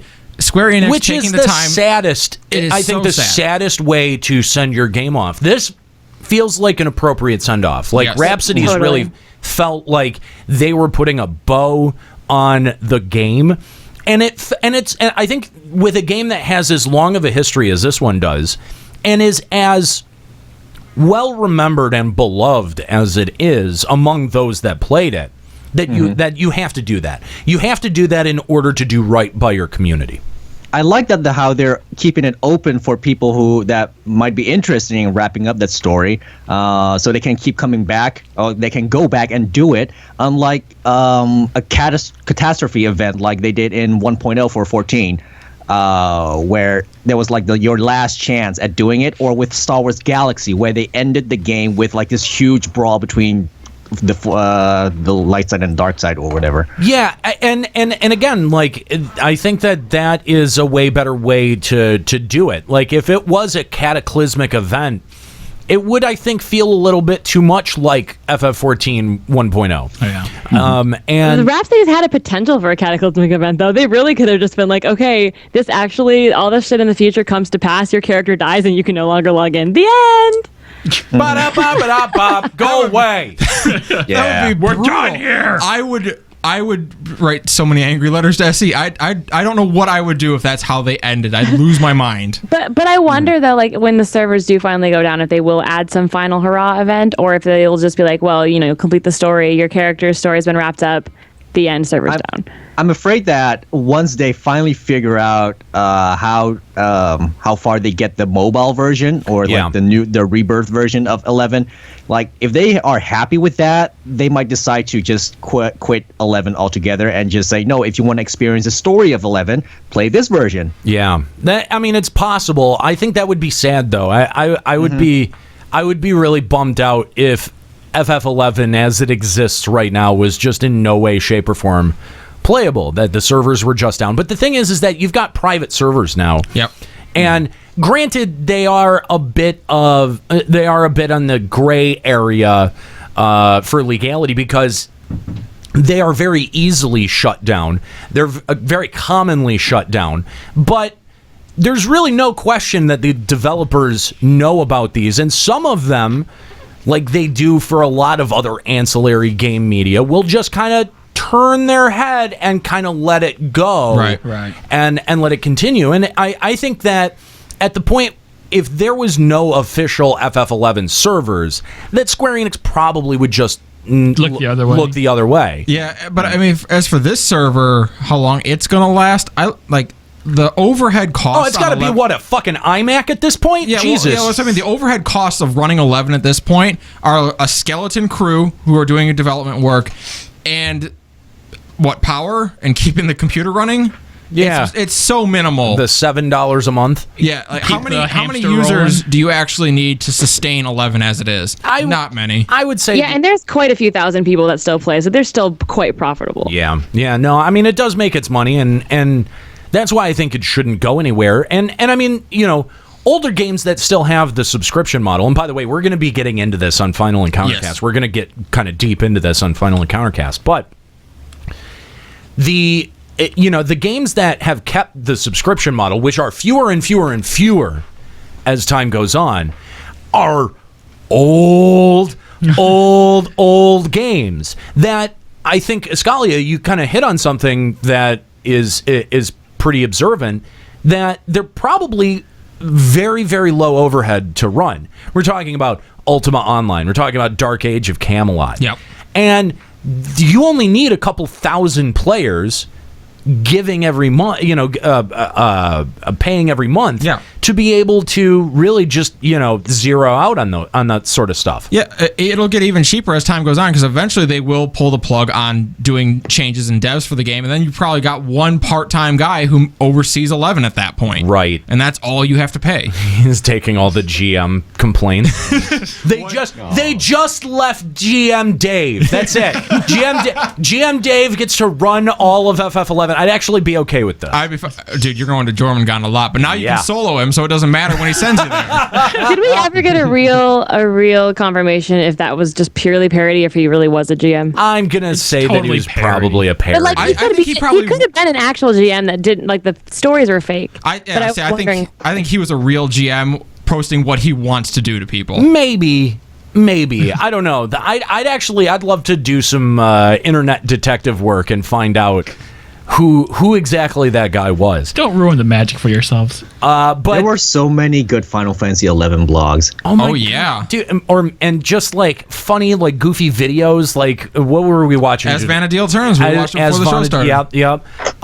There was, there were other so many like goofy projects. There was a comic that went on every week. That was oh God. You mean our webcomic? We had a webcomic. It wasn't every week, but we had a webcomic. It was a weekly webcomic. It was this human. I remember the Gulka's name was Lord Wampastompy. That's what I remember about it. And it was just their ongoing adventures. Like there were so many good community-driven things in 11, for as small as it was sizably. They were a fantastic resource for me for that lore episode. Yeah. Akiyumi Sensei in the chat says VG Cats. Remember, like, first of all, VG that Cats. was like sponsored, wasn't it? Yes, it was. But well, I don't know. Maybe the first one wasn't, but they did end up bringing the guy who did VG Cats out to one of the Fan Fest. Yeah, that was really cool. But yeah, I mean, like, when FF11 would kind of leak over into, like a webcomic that we would read, or, that was always, I always loved seeing that, because again, FF11 was so kind of rare. Yeah. When it appeared, especially compared to WoW, it appeared in real life comics one day, and my brain almost melted out of my ears when I saw it, because he's literally sitting at his computer playing, and it's just got like little text bubbles coming out of the computer saying what he's seeing. It's like he's like, finally, Yotor Jungle, I'm out of the first one, and it's just like a Goblin Smithy sees you. Goblin Smithy whacks you over the head for 9 bajillion points of damage. You're hella dead. You lose 20 billion XP. Level down. Oh my God, yeah. And he just sits there cursing at his computer. Like, it's so true. Yep. Oh yeah. Level Up, Fred Perry. I remember. That was a great webcomic. Yeah. Great webcomic. In fact, we cameoed in that. Yes, we did. A couple of. I think I cameoed twice. I'm not sure how many times you appeared, Tom, too, but it was the FanFest one. Yeah. So, oh my God, so many good memories, Tom. Too. What's your favorite LBR memory? My favorite LBR memory. Yeah, let's talk about ourselves. Because that's what's important. Just actually finding out about it, and what I liked the most about LBR at the time was that you were in character, right? And that's what eventually led to He Says She Says, and just the whole vibe of LBR, being in character and just playing around that we were in Norg, that we had interns and people were trying to find out where we are. Interacting with other characters, it was a way of role playing that was just way cooler than just text-based role playing, and all the information. But if I had to pick a memory, was that one time I recorded an episode in the closet. Oh yeah, okay, all right, I remember that. It was super late because of my dumbass time zone, and I went into the closet to minimize the sound. Oh my literally God. Broadcasting out of a closet. Literally out of the closet, yeah. Great. Oh my gosh. It's so weird thinking back on like the restrictions that we had back then. Oh yeah. And all of us, like, you obviously were the most put together. You had a lot of connections and stuff to get better equipment. Well, I don't know. Okay. Better than the rest of us were. Okay. When I started VOV, we had one microphone that we all huddled around in a spare bedroom. Well, the only equipment that I had, initially was a couple of stage mics that I had left over from a band and a PA head. Oh my God. That I used as a mixer. Which, I mean, I quickly figured out, all right, I got to get a real mixer. But yeah, that's what had started. And the mic cables were 100 feet long, which, if you know anything about mic cables, the longer the cable is, the more noise it adds to your signal. So the first couple of episodes they must sound like dog dick. They totally do. They have to sound terrible. I got it. Yeah, I got it. Okay, you're taking a picture of Wally. Oh yeah. That so what? Okay. Yeah, the you don't remember that? No. Okay, all right. So Wally was our first intern. He was never actually in the studio. Yeah. He was a friend of ours, and we only really used him as an intern in name, but he would post on our forums too. So there was like a character that sort of went along with it. But that moment when I had quote unquote taken the picture of him, so we used to record the show in the basement of the dorm room that we were in, and right next door was the bathroom. And so I think I had to get up and use the bathroom, and I was like, I should do a bit, coming back in. And what we were going to do is we were going to take a picture inside the bathroom of like the stall with the door closed, and then we were gonna Photoshop 2 Gulka feet at the toilet like he was taking a shit. The image never materialized, but the bit did, and that was basically it. He was never in the room. I just ran around the room twice and then pretended like I locked him out. Yeah. That was a lot of those bits, a lot of those were setups. Yeah, just make believe. Oh yeah, complete theater of the mind, suspension of disbelief. The Limit Break Theater, that was also a really fun thing where we had. I mean, Kahlo had even written that. Like we wrote that, performed it, and put sound effects to it. Yeah. It was that was a lot of fun to produce. I mean, that was just really like the idea for that was to create a radio play using Final Fantasy XI as the setting. So Sneak is wearing. We should do something like that again.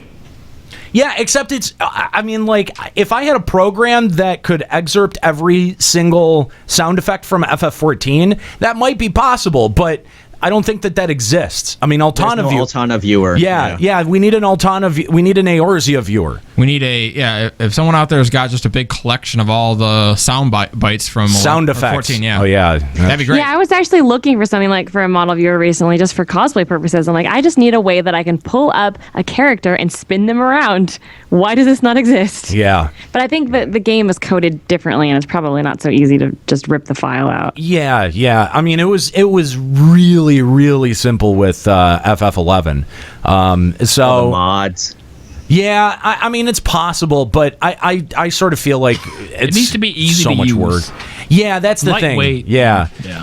Because if the sound effect is disambiguated from what I'm seeing, I don't know what the fuck that is. Like, sound effect it sounds like anything, especially if it's like magic casting. I don't necessarily know that I know what fire versus blizzard being casted sounds like in FF14.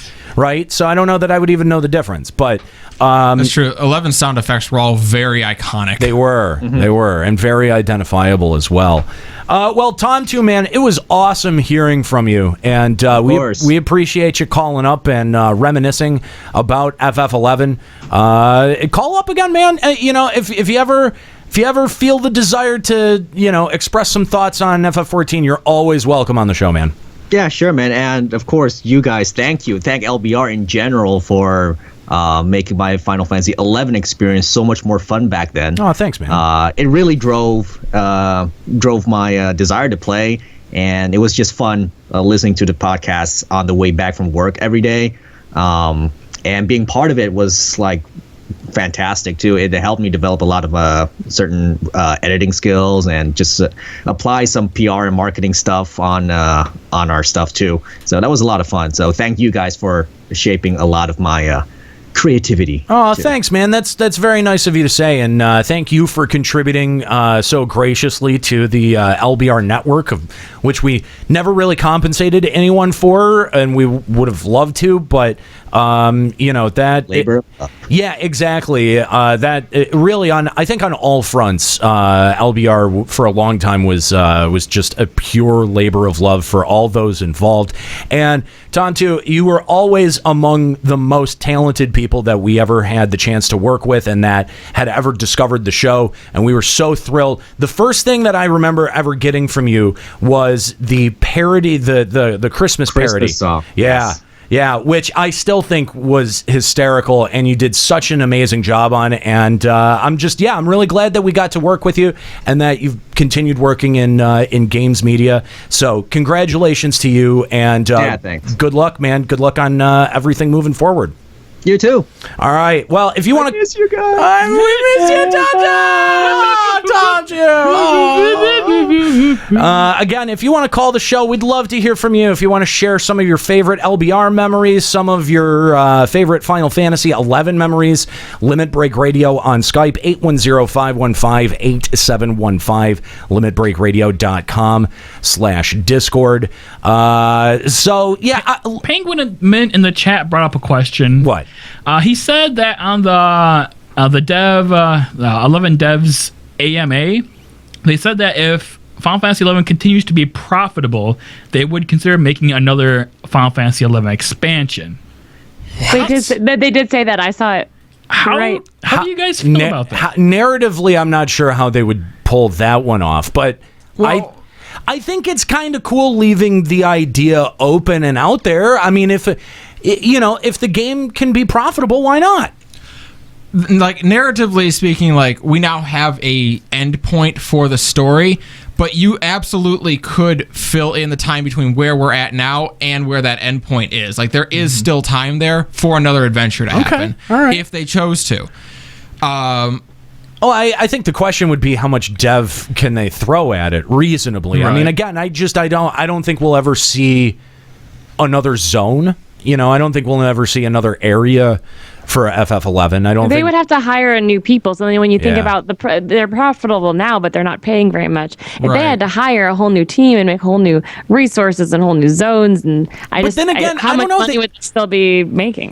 They did it. Like Adeline was like 2 years ago. It wasn't that long ago that Adeline had come out, and that shocked everyone. Nobody thought that we would get another expansion. No one except me. Yeah. Right, but I feel like then when they finally announced, like, we're really just doing quality of life updates, no more huge updates, they probably a lot of their crew probably left at that point. So that back then when Adeline came out, I'm sure they still had more people working than they do now. But the question is, were they expecting a faster, larger drop-off of population than they're seeing? Because while there has been obviously a vast decline from what 11 once was, I think, Nika, you and I can attest to this. In the last 7 months, I don't think the population has dropped much at all. In fact, it's a little more busy than it was about 7 months ago. I don't know. I've been searching when we were playing the last couple days to finish Rhapsodies. Yeah. And I would never saw more than 600 people. But, like, we were playing a few months back, there was like more like 1,000 or 1,200. But yeah, I know. But that was like, those last few days have been weekdays in the back-to-school season. I don't know. Maybe. I don't know. It's tough to tell, but I mean, we do know that FF14 has been shrinking. Those players have got to go somewhere. I'm sure some of them are checking out Legion right now. But sure, a lot of them are. A lot of people are checking out Legion, and from everything that I've heard, it actually sounds like it's not a total dumpster fire. I would be shocked for them to announce another expansion. I would be 11. too. Oh that my said, god! If they put the work in and make it decent, I'm not against it. No, I don't think it's the worst idea that I've ever heard. Especially if they think that they've got an audience that wants it. You're gonna start having spears with weapon damage 500 on them. But it makes me wonder if they would come up with some random bullshit again, like Adeline, or if they would finally take us to the Mithrland or the Gigas. I would hope they would take us somewhere we always wanted to go. Yeah, I hope that there would be some fan service payoff. I mean, you would have thought that they would have taken that opportunity in Adeline, but no. It would need to be the far west or the south. Like, if it's not one of those, yeah. Actually, probably not. I feel like because the dev size is so small that they would just make up a whole new place so they don't have to worry about the lore being technically correct. I mean, I think Adeline was a bit of a concession in that department. Like, we're really afraid of contradicting ourselves. So, new lands. Yeah. We can't possibly contradict ourselves here. New expansion, Tavnazia.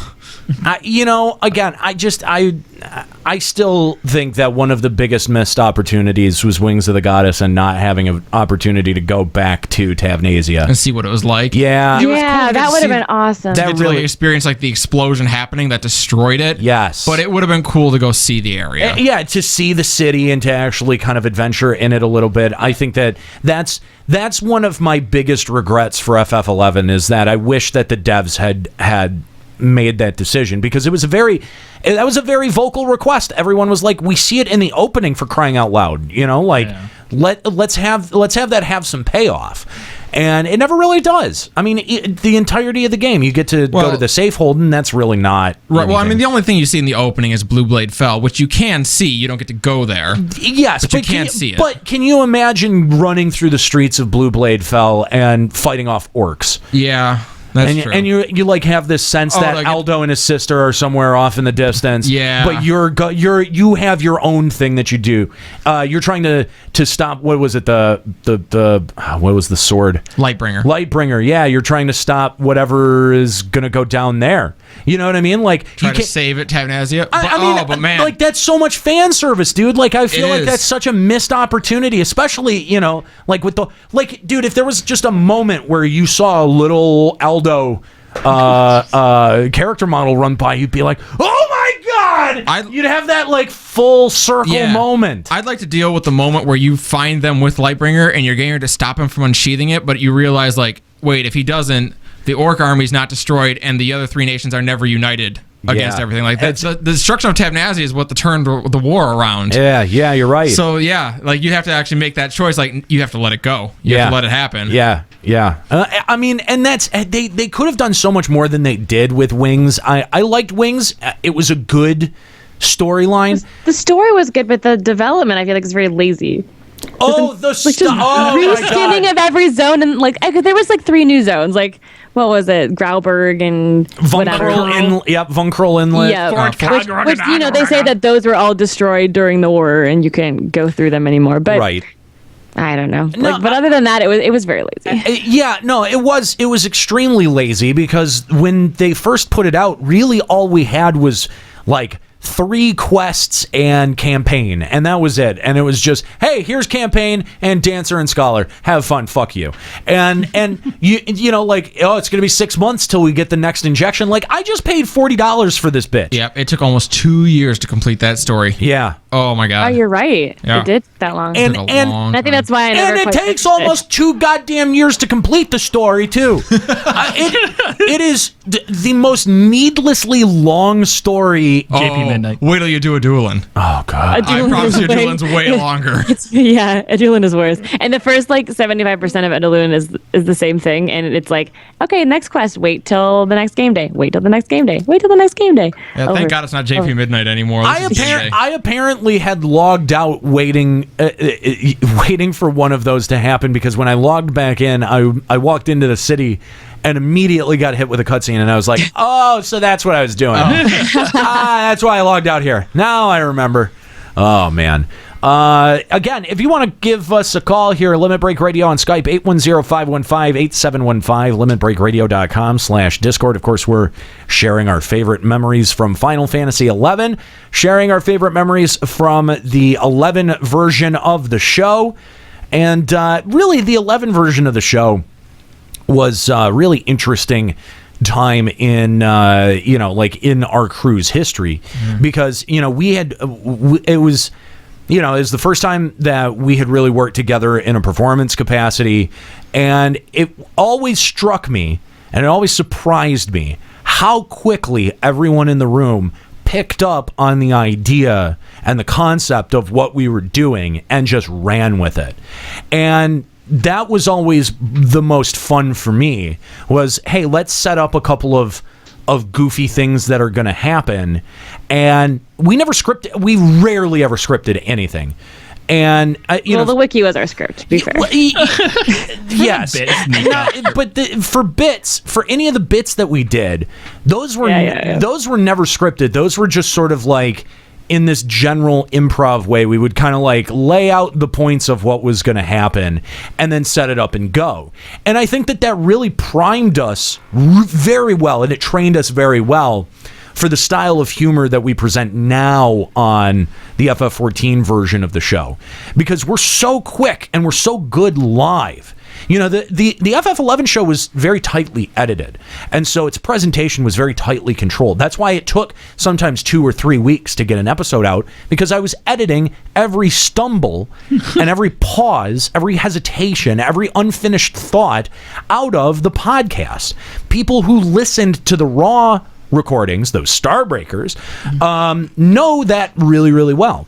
And what is really cool is that all of us, and I've seen this kind of development from everyone involved in the program and in the product, that we are so comfortable live now because of the work that we put in doing the show for the for the 7 years that we did it for FF11, and now the full 10 years that we've rounded doing LBR in general, that we've really put ourselves in a good position, and we've trained ourselves well to do the type of content that we produce. And I mean, that's just, when people ask, like, what's the secret? It's 10,000 hours, man. It's putting the work in.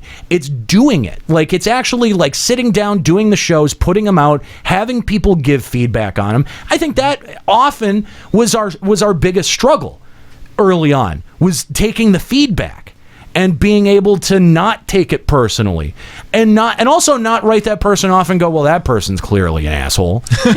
We really did try to take a lot of the feedback that we were given early on in the show and take it very seriously and take it very to heart, and that's why the show probably too seriously changed so much. Yes, I agree. We took it way too seriously. Way too seriously. And I think that's why we don't at all. When we reset for 14, we were like, fuck it. We don't, why bother? You can't please everyone. We know this. We tried for 7 years to please everyone, and all that we would ever get out of it was hand-wringing and frustration.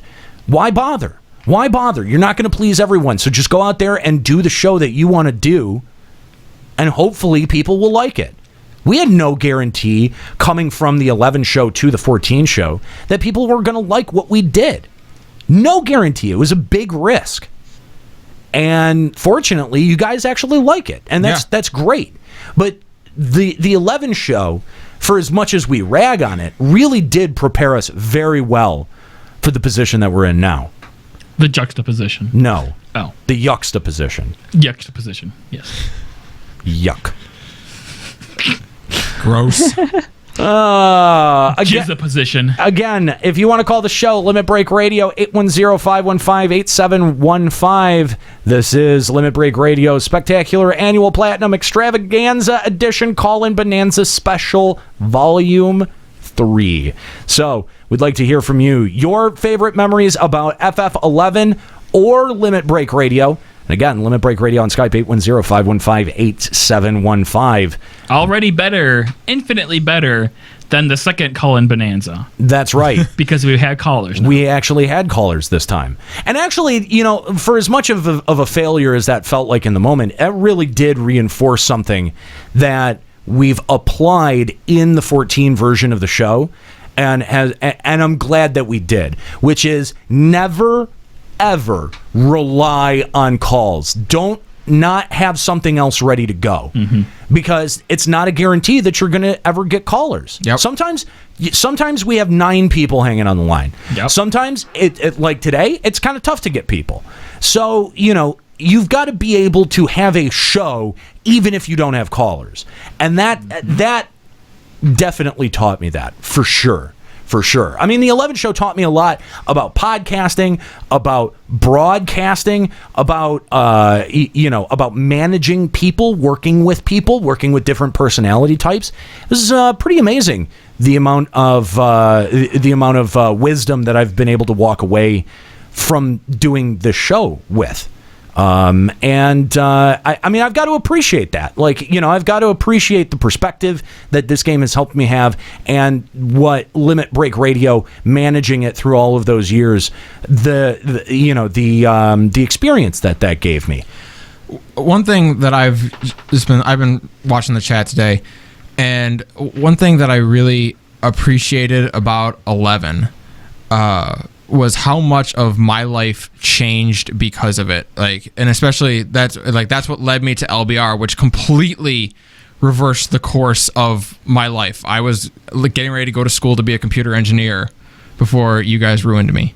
So thanks for that. You're welcome. You're welcome. You're the reason my parents are disappointed in me. No, hey. No, that's not true. There's tons of reasons your parents are disappointed. We're just one of the items in that list. Yeah, one of the long list of disappointments.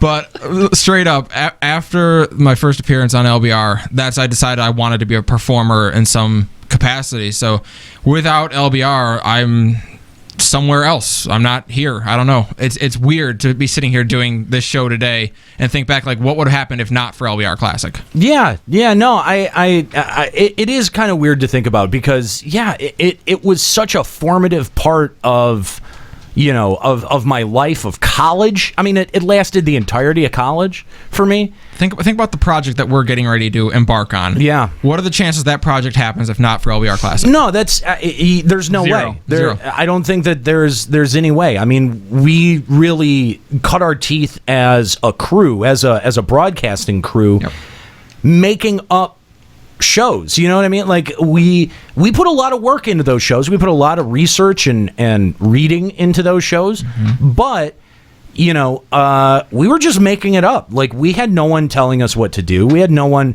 who was saying, like, well, people expect to hear about Dragoon this week. You guys have got to talk about Dragoon.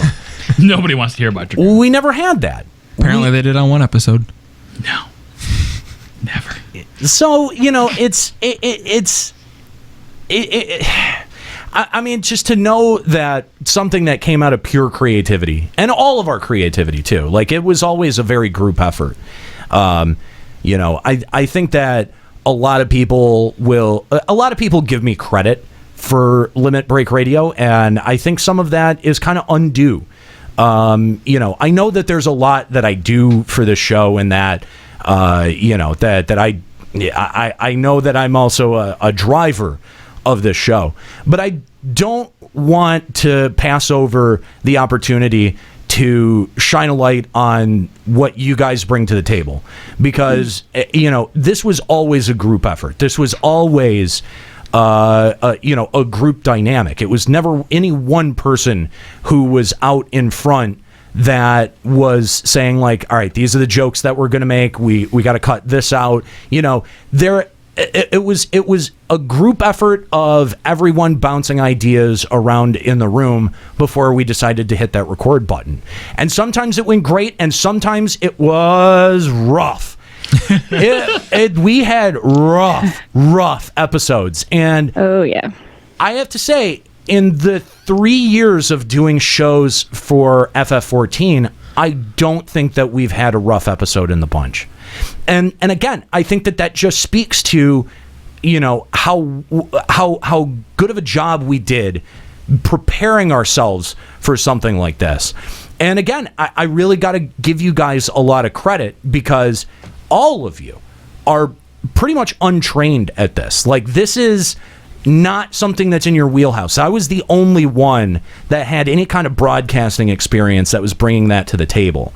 And it's just, I was always really, really impressed with every one of your, all of your input to the show and all of your contributions and the jokes. I was always so massively impressed with what you guys brought to the table, and I loved doing the show. I loved doing the show, and I still love doing Limit Break Radio in its current incarnation, but there was just something about the 11 show that was just, for the moment that we did it in, where we did it, how it brought us all together, it really is something special. I think my favorite thing about doing this show today is every idea that we have immediately is just like, all right, cool, how can we make that work? Like the FFFL started as, hey, the Super Bowl's this week, we should do like a sports thing. Yeah. And like, all right, cool, how do we make a bit out of that? Right. This episode was just one of us in the room saying, hey, we should do an 11 episode. Yeah, it would be funny. A lot of these YouTube commenters are saying that, you don't even talk about 14 anymore. All right, fine, fuck it, let's just do an 11. You're right. Yeah. You win. There you go. You have brought this upon yourself. I mean, honestly, there was shit to talk about in 14 this week, so what were we going to talk about in 14? What were we going to talk about? Yep. Honestly. Tell me. Someone tell me. So, but we ended up doing this show, and I mean, it doubled nicely. We just had the 10-year anniversary of that LBR. And I meant to mention that because we've overlooked this a couple of times, and we're officially celebrating the 10-year anniversary out at FanFest, because that's when it was October when the Final Fantasy XIV version of the show relaunched. Right. So we're treating that as the anniversary. But the very first episode of Limit Break Radio came out in August of 2006. It's been 10 years that we've been doing this officially. Yeah. That's a long time. That's a long time. That's a really long time. That's an obscenely long time. That's a third of my, a half of my life. Keep dreaming, Juxta. Yeah. Keep dreaming. Yeah. No, I mean, like, it's really amazing how this thing has grown, and how the audience has grown, and how you guys have stuck with us. A lot of you guys have been with us since this was an 11 show, and really, I think what we wanted to do with this episode was, first of all, we wanted to provide an end cap. Yeah. We wanted to give a definitive end cap to the 11 run of shows. It never had a final episode. Yeah, it never had a final goodbye. Right? So that was one of the things that we wanted to do. The other thing is we wanted to fuck with you. Honestly, we wanted a weekend to fuck with you on the stream. Yeah. That was fun. We have fun here. That's what something that's what we talked about being important one time is that we don't want anyone to ever just know what the show is going to be about. It's good that we can still surprise people. Yeah. When we go on the air. No one thought it was going to be the original intro. The chat blew up for that. Yeah. No one thought we were going to actually jump into doing an 11 episode. Oh, I know. And that's the thing, is that I think a lot of other channels or content producers would really worry about that. Like, oh, well, what if someone finds this for the first time and they just start expecting 11 all the time? Well, they're going to be disappointed. Yeah, well, then I guess that you didn't get the joke. But we are towards the end of 11. Yep. And it did seem like, not just to provide an end cap for LBR's 11 run of episodes, but to sort of just celebrate FF11 in general. And it seemed like an appropriate moment, especially Nika and Juxta completing Rhapsodies last night. It seemed like an appropriate moment to talk about it also because there's really nothing going on in 14. That's ancillary. So, I mean, come on. We always know there's not going to be nothing to talk about in 14. That's just par for the course at this point. Is it? A little bit. Is it not? I don't know, man. I don't know. I feel like they could right the ship. They could right the ship. It's gonna take some effort, but it's gonna happen at FanFest if it's gonna happen. Yeah, that's true. Let's put it this way. Our live episode out at FanFest, I hope we're talking about something exciting, because if we're not, that's a bad sign. Yeah, that is true. Let's not overpromise. We don't know if it's going to be live. We don't know what the hotel Wi-Fi is necessarily going to look like, but the shows that we do from the floor, we do the show live at the outside of the convention hall, which, by the way, if you're going to be at FanFest, make sure you look for us. Yes. So, there is that, and of course, keep an eye out at limitbreakradio.com for those specials over the weekend. We'll have all of our analysis from FanFest. But you're right. Like, if the mood of that show is negative, if the tone is really negative, man, that's going to be tough. That's going to be man, is it really all gonna be episodes tough. Like that one? Oh, I really hope we come on real excited. Yeah, me too. Totally. Let's put it this way: if we do another FF11 episode, it's gonna be bad news. Yeah. All right, let's go back to our phone lines and talk to Paul Bunyan. What's going on, Paul? Paul, you muted, I think. Paul. Unmute yourself on Discord. Paul. In 3. Paulie. Hey, it's Big Paulie there. No. There we go. Oh! At the last second. 11th hour. Yeah, you almost got the mute button. Hey, what's going on, Paul? Yeah, sorry about that, guys. Yeah, you're all right. I don't know how that happened. You were muted. I see. That's how that happened. All right. So, great bringing back this whole feel of the show. I really miss the old intro opener. It was like a real big. It just got my heart going. It was great cool. to hear that from you guys. Cool. Well, thanks. Since we got the 11 topic up, I wanted to talk about some of my favorite experiences playing around on 11 and talking about Dynamis. The one end game that really captured me. I did a bit of Sky, did a bit of ZNMs. That didn't really grab me. Yeah.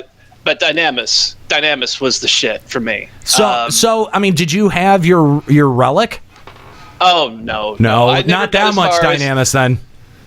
Yeah, I was thinking about working on it, but I was one of those guys that didn't have a lot of ways of making a whole lot of money, so I couldn't sponsor runs with my link shell. But just the Dynamis content itself was just absolutely labyrinthian in its level of complexity, and you just implied very challenging. That you can't do a lot of Dynamis without getting your relic. That is wholly untrue. Yeah, I did Dynamis every chance I could, and had long since made peace with the fact that I would never have a relic. And that's even like just in general, if you were in a link shell, if you didn't have enough money or a link shell that lets you sponsor the runs and get all the currency, it was just going to your top players who were on all the time, and you didn't have a choice. You were doing Dynamis for them, not for you. Quit making excuses, Nika. Not excuses. That's a fact. And then the thing is that some link shells would then say, okay, if you buy the hourglass, then you can have all the currency. I had 1 mil. I could sponsor one run. Yeah, that's not going to get me a relic. It was 2 mil back in the day, wasn't it? Oh yeah, I think it was. 2 mil for a Dynamis? It was 2 mil for each Dynamis, yeah. Now it's 40K and you can go all you want. Sorry, Paul. These scrub lords were just yakking on about how they didn't have a relic weapon. What were you talking about? We were talking about Dynamis. That's right. Yeah. All right. So in my link shell, I was the primary tank, and I got to hold the mobs while everyone just got to beat the living crap out of it. My wife was the company thief. She did all of the treasure hunter stuff, while the more experienced thief grabbed all the pulls and did the sacks. Yeah. Sack pulls. Sack pulls. God damn. Remember that? I mean, there was just so many interesting mechanics that this game forced you to interact with. You go and throw your chakram at one mob, and then that was a trap, and now there's 6 mobs chasing after you. Yeah. But you pulled the wrong one, so you actually pulled another pack, which spawns another 6. I mean, the thing about FF11, and I still get this, even logging in now within minutes, is how much you actually have to think about what you're doing and where you're going and how you're going to get there. You have to plan it out. Yeah, with FF14, you just hit the teleport to whatever the closest Aetheryte is, and you walk there, and you know that there's not going to be a problem at all. But in 14, you've got... 11. In 11, you've got terrain issues, you've got mob aggro, you've got all sorts of shit that force you to go, okay, where am I? Honest to God, I could not remember where Castle Ostroja was, if it was in Merifitad Mountains, or if it was in Tarangi Canyon. I could not remember. Couldn't remember. I had nothing on the map to tell me either. I was trying to go to Ottawa Chasm, spent a good 20-30 minutes walking around in Mesa Shakrami. It's not over there. It's in, which one? What's the other one? Mesa Shakrami's right. Oh, no, I was in... You went into Labyrinth of Anzozo? Oh, yeah. I'm like, where is the zone? Oh my gosh. and then Mesa Shakrami and cling to the left wall. And then you realize you wasted 35 minutes because you're not in the right place, and it's going to take you 15 to get to the right place. Yep. I mean, 11 was really, again, it was cumbersome in this fact, but at the same time, there's also something that is oddly engaging about that, where you don't have that in 14. It's just go somewhere, go to the thing, do the thing, click the point, bye-bye, go home. It gave everything weight. If you died, you were going to lose XP and have to walk back. So you were losing not only time, but money, or XP. Yeah, and our polar thief would always give me the big frowny face and grumble at me over Ventrello whenever I would miss one of the targets that we were going after, and he basically had to sack for nothing. Yep. Those great moments. Or using Carbuncle to aggro things, but not get killed from them. Oh yeah. What was that? What was the big pull that was in Winders? That was it? Death pull or suicide pull? Or well, the one that was in like Shantoto's house, or it was in one of the houses. I remember. It was. Gosh, whose there was house also was a that? big auction house pull. Yeah. Oh yeah, the auction house pull was always a nightmare. Yeah, I just can't remember which specific house it was, but there was this like house death pull that you would have to do, and a lot of times, and I think you could avoid it too, because a lot of times if someone would aggro it, it'd be like, "Oh, look at that asshole!" Yeah, you're right. Yeah, that's the one we called it the death house. They go to the death house. That's I don't know what house it actually was, but it was the death house. In my group, everyone had to line up single file and march and go on slash file along the wall. That's right. We had to follow the wall to try and not aggro it. Oh my god, I remember that. And again, anyone who would, it was just like, who's the fucking asshole? Who's gonna be buying the fucking the hourglass next run? Dickhead, way to waste our time. Or even better, you have your entire link shell set up with their hourglasses in their bazaar for like 5 gills, so that if they get into a position where they can't escape and you can't get an easy raise, you have someone run over, buy the hourglass from them at range, and then they just come back in, and hopefully you got one guy sitting outside the zone on an alt. Yeah. That's gonna buy you and that's gonna give you another version of the glass. That way. Now, do you guys fucking remember having to reserve Dynamis times and on the calendar. Player calendar. Yeah. There was so much griefing. There was so much griefing registering for Dynamis. Oh, totally.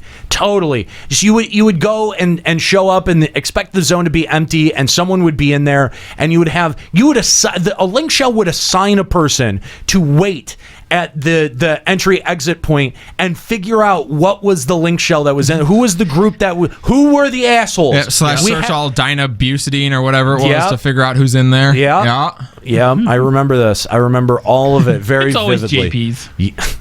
They cared not for NA. We didn't use the same calendar most of the time. That's true too. Although it was weird because the time difference. So it's a lot of times it seemed very purposeful. You knew if you were starting like a 2 a.m. Dynamis, don't hold your breath. Yeah. Like if your group was going late that day. Oh my god. Probably not. Oh man, the pain of Dynamis. Thanks, Paul, for the call. We appreciate it. Got any shout outs before we let you go? I wanted to give a shout out to Hyperion Strong, the alliance of many FCs here on Hyperion in 14.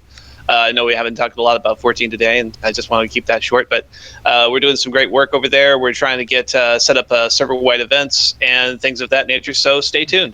All right. Paul, thanks for the call, man. We appreciate it. If you want to call Limit Break Radio, sound off on some of your favorite LBR memories or some of your favorite FF11 memories, Limit Break Radio on Skype, 810-515-8715, limitbreakradio.com/Discord if you want to use this newfangled technology known as Discord. Yeah. So, I sort of feel like there's not a whole ton left to say about 11. We talk about it enough on the 14 show that it's clearly not really gonna go anywhere. Its presence will be felt in this show. It will be in the thumbprint of this show forever. We can never truly be rid of we can never it's like herpes. It's never really gone. We can never really truly get rid of it. Yeah. But we wanted to honor FF11, and that's a lot of what this show also was. That while we're reminiscing and talking about the 10 years that we've spent podcasting for these games, that we also wanted to recognize FF11 for the amazing game that it was and still kind of is in some regards. It's clearly not the same game that we played growing up. No, of course not. It never will be. It never can be. But at the same time, it's still playable, which is pretty commendable, I've got to say. For a game that's been around, for an online game that's been around for that long, to have enough adjustments to be able to still be playable to this day is, I think that's pretty remarkable. To have a developer willing to put the work into it to keep it viable, is so rare. You know what? I think you're right. So, we used to have a way to honor people on this show. We used to have a way that we would show respect for someone who maybe quit the game or passed on. But, I think that we've got to show the same respect to the game itself. That's now pretty long in the tooth. So this is our 21 weapon skill salute for Final Fantasy XI.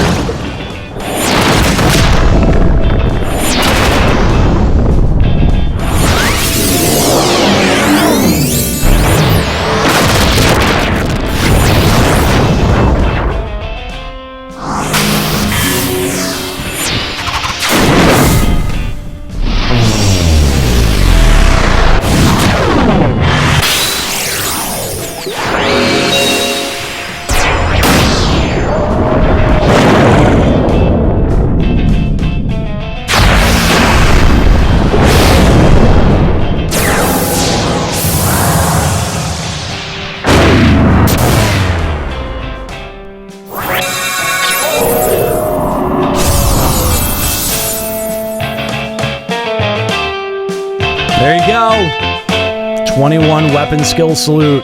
Celebrating Vana'diel in all of its greatness. I can still tell what some of them are, too. Yeah, I heard Hexastrike in there somewhere. I was watching the chat name some of them off, and it was pretty hilarious how memorable those are. And again, you remember a lot of the sound effects from FF11, where I'm not sure that I would remember as many of them from other games. I'm not even to pick on FF14, but just other games in general. Yeah. Mm-hmm. There was something that was unique and iconic about those. And we wanted to celebrate FF11 overall with a 21 weapon skill salute. Thank you to FF11 and its developers for giving us so many years of an enjoyable game. Let's go back to our phone lines. We've got Taliz hanging on. What's going on, Taliz? Hey guys, thanks for taking my call. I've been listening for a couple months now. Really love your show. Thanks. And just finally had an opportunity to call in and say thank you for producing an awesome podcast that's really kind of reignited me in playing 14. Thank you. We appreciate it. I know we're not talking about it today, but we're reminiscing and taking a stroll down memory lane, but we do appreciate the sentiment. We really do. Did you play FF11? I certainly did. I got it the day it came out. Wow, and went to I think it was like a Fred Meyer GameStop. I don't even remember, but me and my two buddies bought it and we installed it. We had the old school LAN party. We're like, yeah, let's do this. And we all signed in, and sure enough, we're like, what do you mean we can't pick where we go? We can't play together? Like, this is BS. Oh my God! You have a code to get on the same server. I forgot.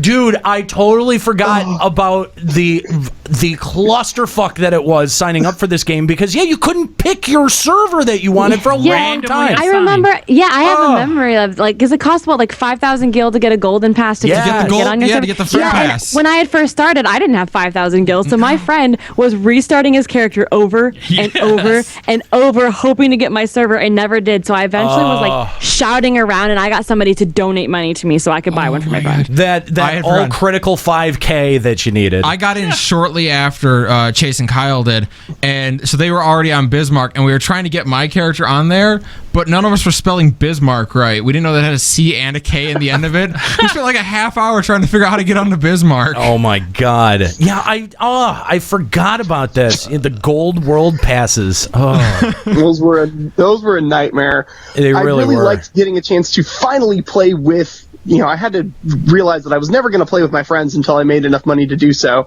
And so I was like, okay, I need to develop, foster new digital friendships at this point just to play this game, because there's no way that you could really do anything solo for the first longest time. And I decided to pick Black Mage as my starting class, which was the worst idea to solo with. But I'm in there and I'm going, okay, I want to play. How do I get in here? And I finally get to the sub-job quest. And this was one of my favorite memories and one of my favorite MMO memories.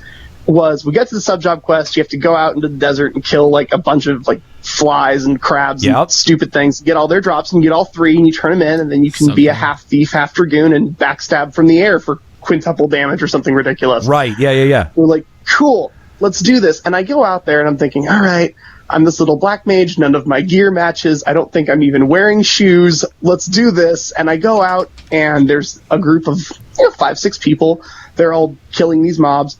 And then all of a sudden 2 of them leave, and then somebody shouts, hey, do you need to do the thing? And I was like, yeah, I kind of need to do the thing. Get a party invite, and I get in there, and we just start rotating through people. Sure enough, 40 minutes later, I have all 3 things I need. There you go. Everybody else that was there when I got there is gone, and we just keep accumulating people, and it was this revolving door. Yes, in Gooskin Mines, there was always like... Oh, hang on, we got to hear any arrow bagpipes.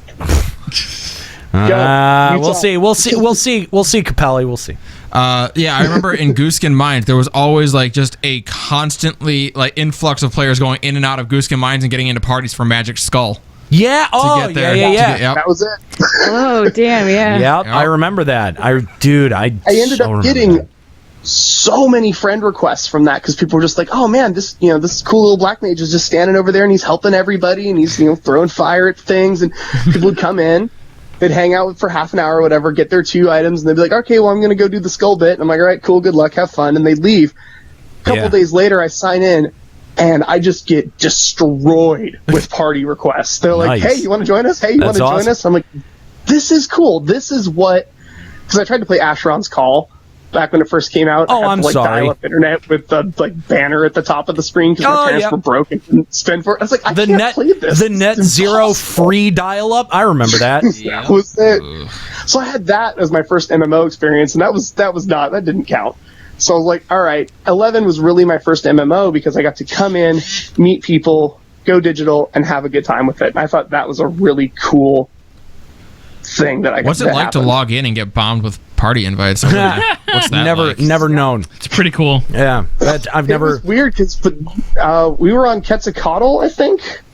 And this was what, 2001? Was that the year that came out? 3, I think. Yeah, or 2. Was it 2 or 3? 2 or 3. Yeah, I thought it was 3. Because I think it came out the year that I graduated.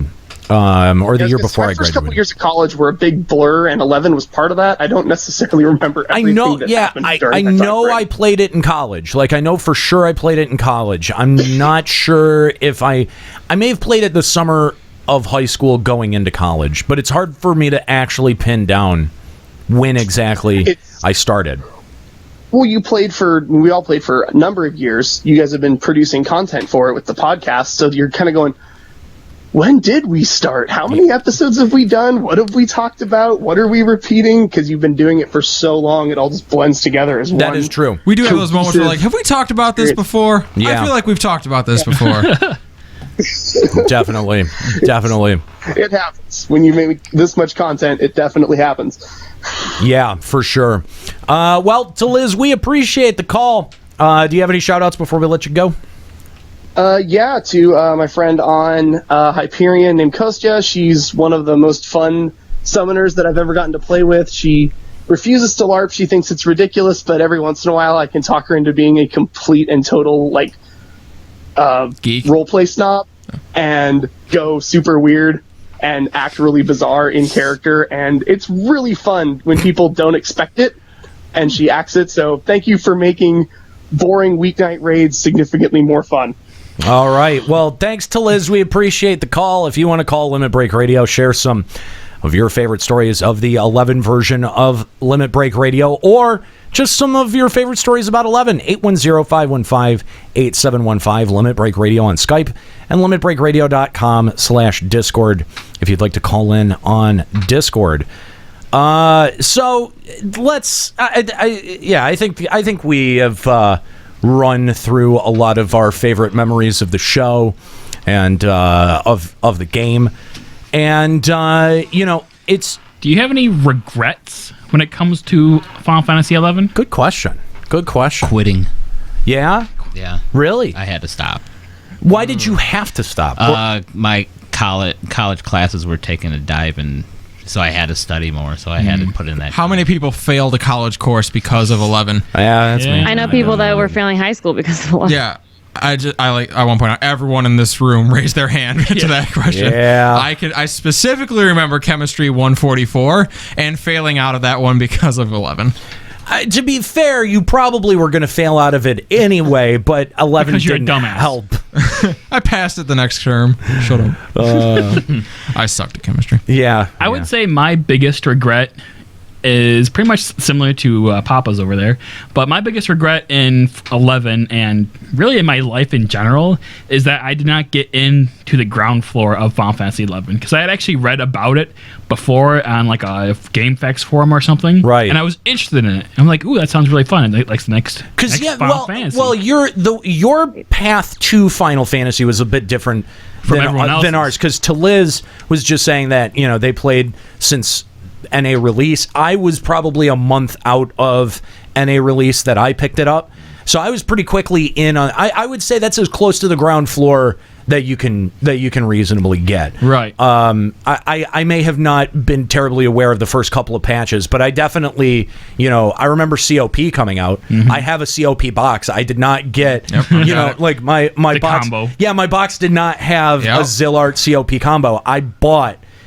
chains. I was so angry at that point because I didn't have much like concept of expansions for MMOs or anything like that. So I had just bought like Rise of the Zillart and 11, and then like 2 months later COP hit, and Kyle was like, "Yeah, you got to go buy the expansion now." I'm like, "What?" Yeah. And then I bought it, and they're like, "Well, no, you can't do any of the content. Yeah, you got a ways to go." Oh my before god, that. I do remember that. I'm Yes. like, "What? What the fuck? What did I just buy this for?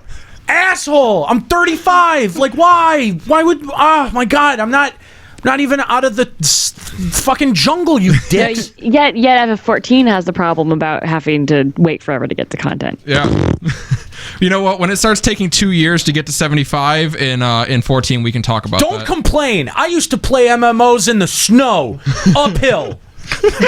Both assholes. Yeah, both ways.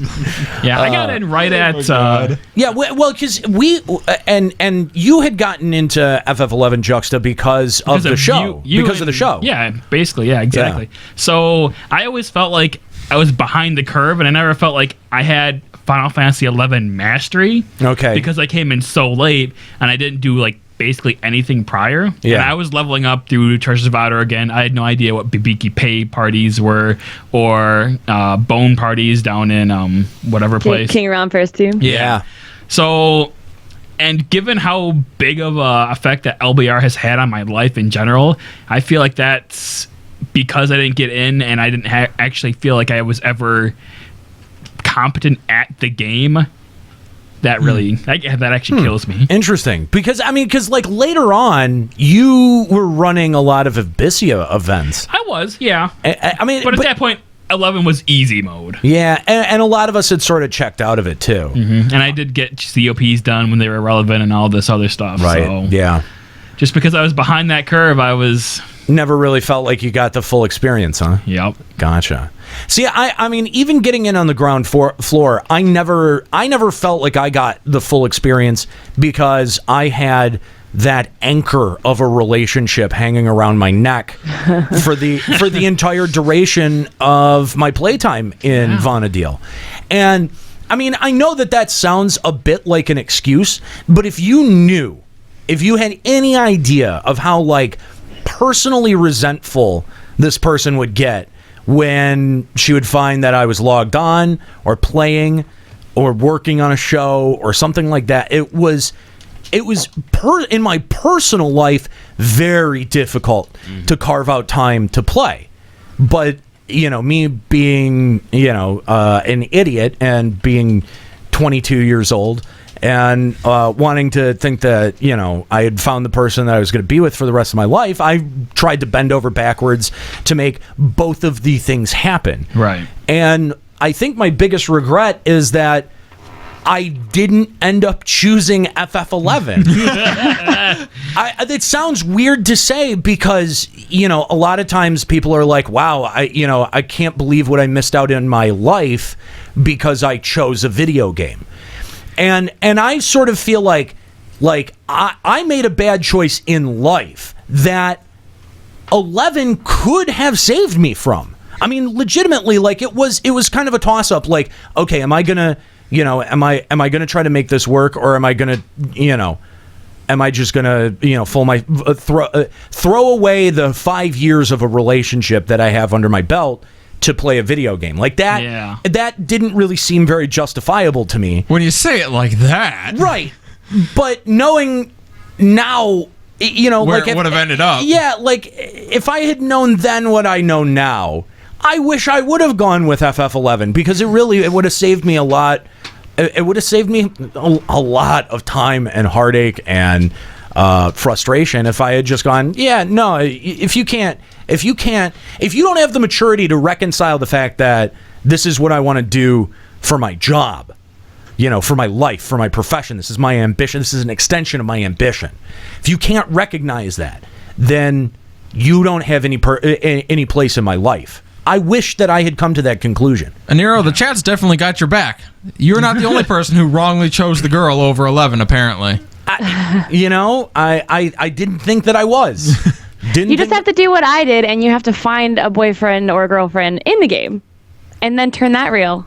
It works. Yeah, see, I did that, and it did not work out well for me, so don't listen to what Vicky says. Yeah, right. You can just as easily end up with that anchor around your neck going that route, too. Yeah. You know that from firsthand experience. I think the only thing I really regret about 11 is not beating like COP when it was still the hardest that it, like in the first round, like because they did two big nerfs on COP. They did the first one and the second one. I beat it in that middle period, but I always wanted to be able to say that I had beaten it pre like the Snoll nerf and all that stuff. I can say that. I don't. I'm not sure that that's as much of a bragging point as it is. COP as it was. I mean, looking back on it, it was very stressful and frustrating, but I don't know. I like saying that I beat pretty much everything. I mean, and I didn't start until a month after the PlayStation came out, so I was still a little behind from the PC users. But Vicky with the patented humble brag in there. I'm not gonna lie there. But that's why I'm having a really hard time finding a regret. I guess the regret for me would just be not getting a relic. But like, I don't know. I feel like I did everything there was to do in the game up until when I originally quit. Like, I was doing every possible endgame thing from Ground Kings to Sky to Sea to Limus to Dynamis to CNMs to Abyss. I started doing Abyssia, and then I was doing Einherjar, and I literally was doing every single thing every single week. So it's really hard for me to find a real regret outside of getting a relic. I think Vicky probably got the most out of this game out of any of us. And I got a husband. Yeah. Well. You did get a husband. You did, yeah. I did. I admittedly cannot say that I got a husband out of the game. That is true. I have to claim I cannot make. That is true. All right. I think that that's going to pretty much do it for our look back at FF11 here. It's been fun. I've enjoyed this opportunity to look backwards because, this is really where our roots are. This is where we started as a show. And, we did move past it, and we never sewed it up. We never finished it up. We never finished up the 11 version. Oh, my gosh. We need to end the show right here. Just cut it right here mid-sentence, and it'll never be finished again. No, that would. I mean, do you remember what happened the first time? I do. Yeah, so that whole anchor pulled you away. Yeah, exactly. The whole relationship thing was. I had to leave like an hour early to go put out not a literal, but put out a fire, and solve my ex-girlfriend's problem. But yeah, like the last episode has me leaving midway and Juxta and Tantu outroing the show in the worst possible way that I've ever heard. So bad. It was the worst. I can only imagine what this room would be like if one of us got a call and someone was like, yeah, I gotta go, and just walked out mid-episode. I know. I can't even fathom it. Like if I got up and left and I was like, I gotta go deal with some drama, we'd be like, what? Are you sit your ass down? Are you fucking kidding me? Yeah. Put your phone away, you dingus. Oh. Let's go back to our phone lines one more time. Narnan is calling in. What's up, Narnan? Hello, guys. What's going on? Can you hear me fine? I'm on the phone, so it's... Yeah, we got you. We got one of the better phones we've heard, I think. Yeah. Yeah, you sound pretty good. What's up? Hi everyone. So it's really cool that the show today is about FF11. Thanks. So props for that. Regarding FF11, so I jumped in FF11 while I was in WoW because it was a Final Fantasy and I'm a Final Fantasy fan. Yeah. But I want to talk about when I got out. So I got out of Final Fantasy XI because I couldn't pay for 2 and I unfortunately opted for WoW at the time. Yeah. But recently, not so recently, but a few years ago when A Realm Reborn came out, I tried to come back. Okay. And I downloaded the game. I tried to, and then when I tried to get in, I got this message: "Play online viewer has stopped working." Yep. Yeah. I restarted the game. I re-downloaded. Play online viewer has stopped working. Oh no! Did you have like the Windows 10 error or something? No, Windows 7. The Windows 10 wasn't out, but I tried to see if anything was corrupted. I tried to anything I knew how to do. Play online viewer has stopped working. Wow, that's so disappointing, man. Yeah, especially after you go through downloading all the fucking. I know, because dude, it does. It's like 20,000. Yeah. Well, actually, I think it's 50,000 at this point. But it's like 14 gigs worth of stuff. Yeah. I downloaded the game 3 times on Wi-Fi. It was really painful. Wow. Yeah, I can understand that. The worst thing is I had my level 99 Red Mage. I only play Red Mage because Red Mage cool and all. But I wanted to see what was the new story. I stopped a little bit after Abysia. Mm-hmm. And I wanted to see the story because that's what really grabs me in FF games. Yeah. But Play Online Viewer has stopped working. I never got it to work. I tried it over the past 3-4 years. There's a special a special Windows 7 version of the Play Online Viewer you have to download off of Play Online's website. The one that originally installed with the discs will not work. Yeah, it's on Windows 7. Did you download it from the website? I use 3 different setups. I had the discs, so I used the discs. Yeah.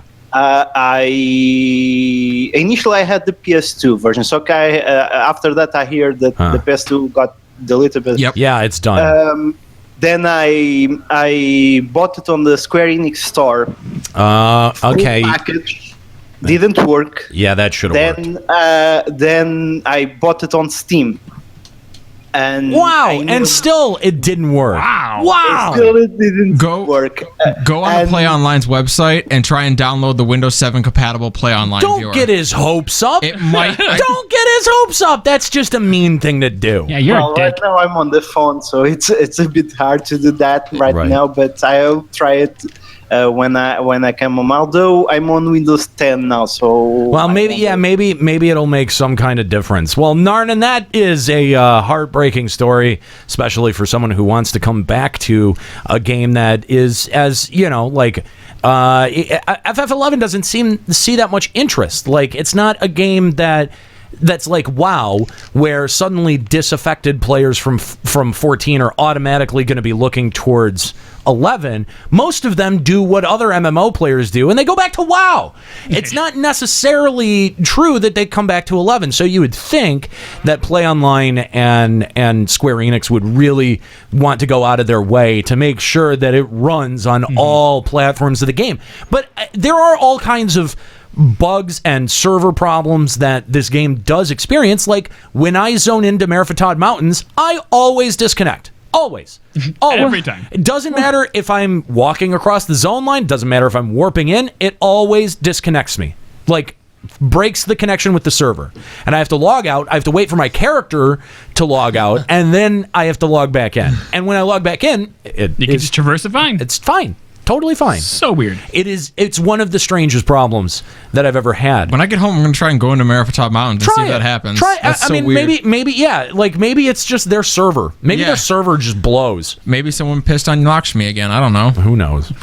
Anyway, thank you guys for the calls today. We appreciate it. It's been fun talking to you. We appreciate your participation in Limit Break Radio Spectacular Annual Platinum Extravaganza Edition. Bonanza Special Volume 3. I always think you're going to say banana. Banana? Why would banana be in there? Because instead of bonanza, it sounds like banana with a Z instead of banana. I'm really hungry. Okay.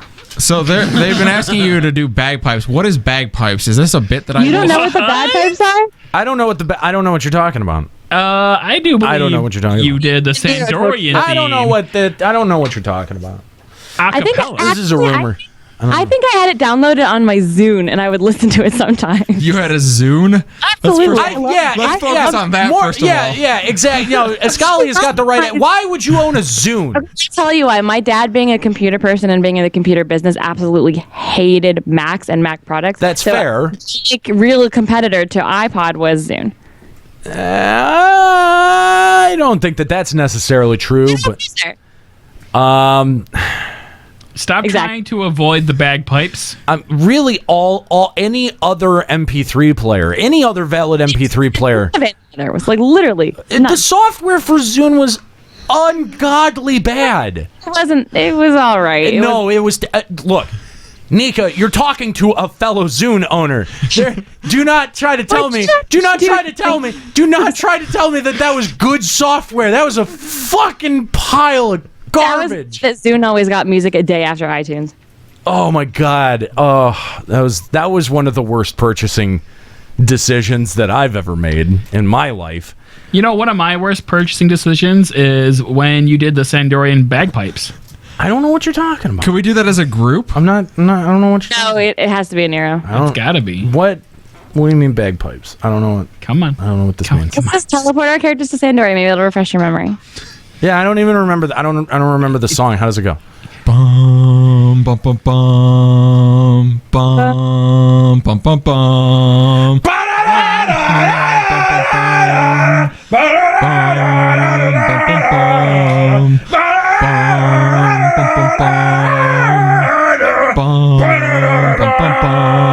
There you go. Yay! That was pretty amazing. Oh, there you go. Special throwback for you. Yeah, there we go. Oh my god, my throat. That's why I didn't want to do it. Maintain your vocal consistency. Oh man, that destroyed me. I know how you feel. I was doing voices for Odin the other night, and it was the worst. I got off stream and was just like hacking. Were you doing a Dr. Claw voice? Yeah, I was straight doing Claw, yeah. It was not good. I'll get you next time, Vanity. Oh, don't do that. That hurts. Yeah, I don't even know how to do that. Let me just explain it in using words that would make sense. How would you explain what you have to do that voice? You've got to like burp but never burp. Something like that. Kind of, I don't know. Something like that. Yeah, I don't know. All right. It's time to, of course, check out one of our benchmark bits here, like we do every single week, and check out what's going on in the Final Fantasy Ballista League.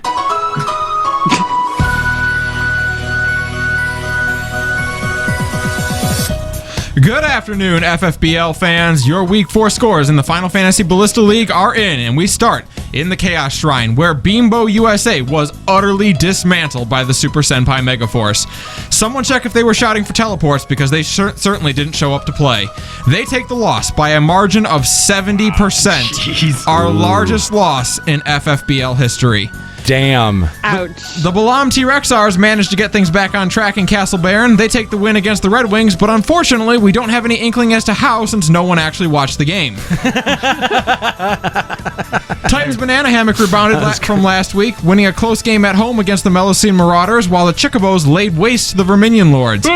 Verminion Lords team captain Imeric was asked afterwards about the loss and had this to say. It was a tough loss, but fortunately I can go home and have a drink of cold Coors Light. Remember, drink Coors Light and roll 6 every time. In our closest match of the season, I get it. Coors like Corsair. You got it. That was the joke. In our closest match of the season, there's like half the people wouldn't get that. Yeah. We did an 11 episode. I figured why not.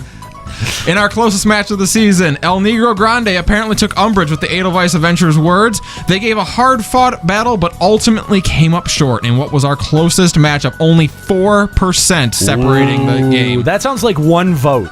It was two, I think. Yeah. Gordor, so close. Currently, the Chickabos are ruling the roost in the Eastern Division at 4-0. They are followed by Titans Banana Hammock, the Balam T-Rexars, the Melocene Marauders, and the Red Wings. Over in the Western Division, the Super Senpai Megaforce also sits at 4-0, followed by the Edelweiss Avengers, the Verminion Lords, El Negro Grande, and Bimbo USA.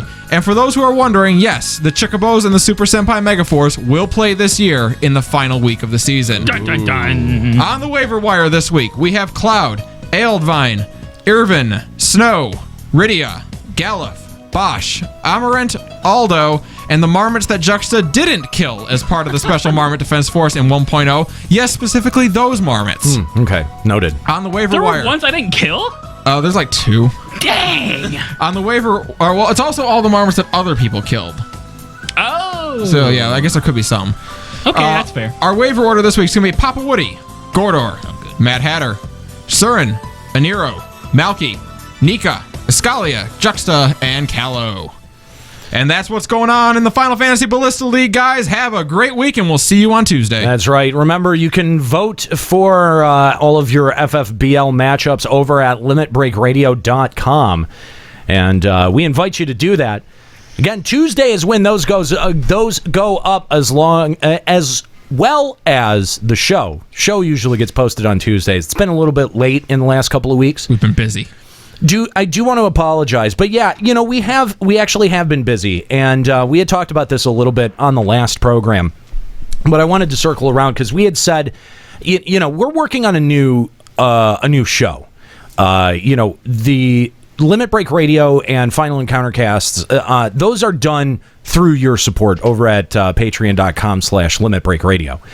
And, one of the things that we have always said that we wanted to do, and that was really important to us to do as a part of this show and as a part of this company, was that we didn't want to solely rely on your support to be able to continue to produce these shows and to continue to produce content. And it's kind of interesting that a lot of the decisions that we've made about how we present our content and the way that we pursue presenting our content has been reinforced with this YouTube censorship scandal that's going on that has all of the big YouTube content creators all up in arms. But we made the decision to do all of our content independent from anyone, independent from, we don't have to answer to anyone. That's why we can do shows like this. This is why we can do episodes like this. Like, is there a chance, right? Like, is there a chance that doing this episode, there would be 100 people, there would be 100 more people watching on Twitch right now than there are? Probably. Last week, we had a really good week. We had like 270 people watching us break down Live Letter 31. Yeah.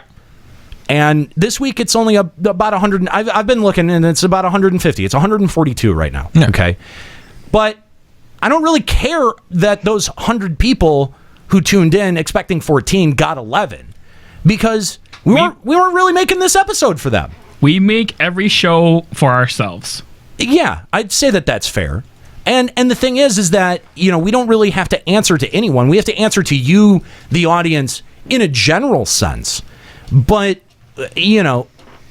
that is what gives us the willingness and the ability to try kind of off-the-wall stuff like this.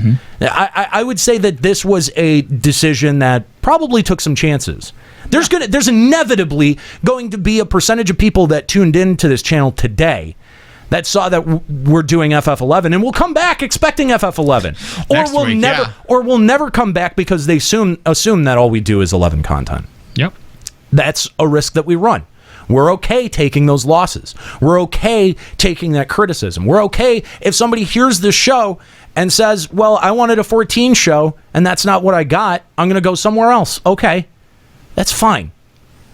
We've always been able to do that because we're independent, because we don't answer to anyone. There's no company that's above us that's looking over our content and going, this is okay, this is not. It's always been us. It's always been that's been the essence of Limit Break Radio, has been the 5 or at times 4 of us in the room making the show. And I love that. I love that about this show. I love that about this company. And I love that about this product. And that, I want to tell you right now, is not something that I ever want to change about what we do. It's something that we've grown into the product. It's something that we've gotten really good at. And it's something that I want to continue. But I also want to spend a minute to talk about this new show. Because for the first time ever, we have somebody who's kind of calling the shots. Yep. We have somebody who has expectations of us and our performance. We have somebody who is not the audience. It's not the end user of the product that has to approve it, that has to look that has to look it over and go, okay, this is acceptable. Yep. It's a weird position to be in. It's new for us. It's not very comfortable. It's very strange to think up an idea and have to think, I wonder if they'll go for that. Right. You know, we're just like, let's do it. Right. Let's see what happens. But we have an opportunity. Again, I want to stress this, because last week, you know, we had announced, like, we're working on a new show and that we're looking to have it distributed through the actual radio. You know, not just a podcast, but the actual broadcast radio. The thing that's in your car? Yeah. Maybe you've heard of it? The knobs and dials? Yeah. Yeah.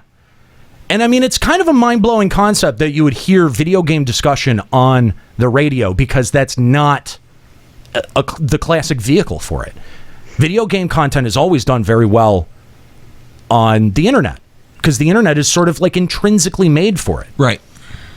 But there's something that you guys have to realize about me as a person, that radio has literally been written into my DNA. It is etched into every fiber of my being. This is the only thing that I've ever wanted for my entire life. I don't want for much. I get disappointed really easily. I think you guys can tell that just from listening to the show. I get my hopes up and then I get disappointed. The only thing that I've ever truly, in my heart of hearts, ever wanted for myself was to be on the radio. My dad, when I say that it's literally written into my DNA, my dad is a broadcaster of almost 40 years. My dad used to be, when he was growing up, when he was college age, when he was about my age, when I first started doing Limit Break Radio, he was in the seminary. He was studying to be a priest. Catholic priest. You can't marry. You can't. You're celibate, right? Until he found radio. It was radio that pulled him away from wanting to pursue becoming a priest. It was radio. It was at that radio job where he met a woman named Tanya, who became my mom. I have radio to thank for my very existence. It is written into every fiber of my being. It's the only thing that I've ever wanted to be since I was 6. You know how people sit around and they make believe? I used to sit around with electronic equipment and records and CDs and pretend to be a DJ. I used to make tapes being a DJ at 7, 8 years old. It's the only thing that I've ever wanted for my entire life. And to know that that is finally within grasp after 10 years of working on this, that's huge. So close. That is huge. And again, this is not a victory, it's an opportunity. It's an opportunity to reach out to a wider audience and say, this is what we do. We take big discussions within the video game community, and we have those discussions in a way that is not just entertaining, but in a way that other talk shows and other video game talk shows do not have the will to do.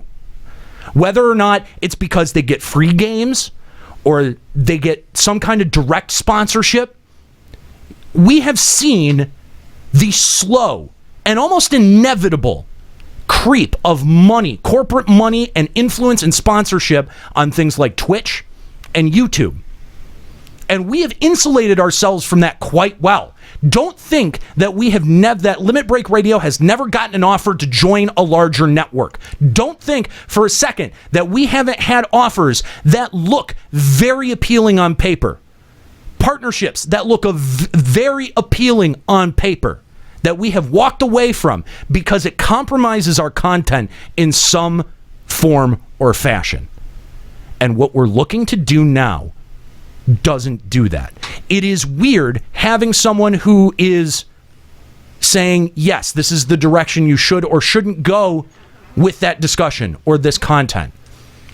But never at any point will you hear us shill for a product that we don't believe in or review a game and falsely pump up its score because those people buy ad time.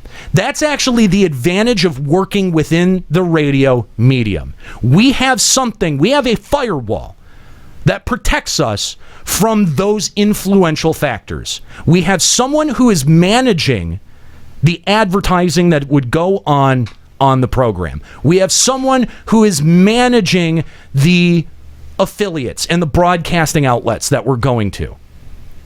It's actually really important because we're really bad at that. That's the part of the business. We're really good at sitting around and cracking jokes and making the content. We're not as good about going out and finding advertisers and taking the pressure off of you, the listener, to support us. We understand that.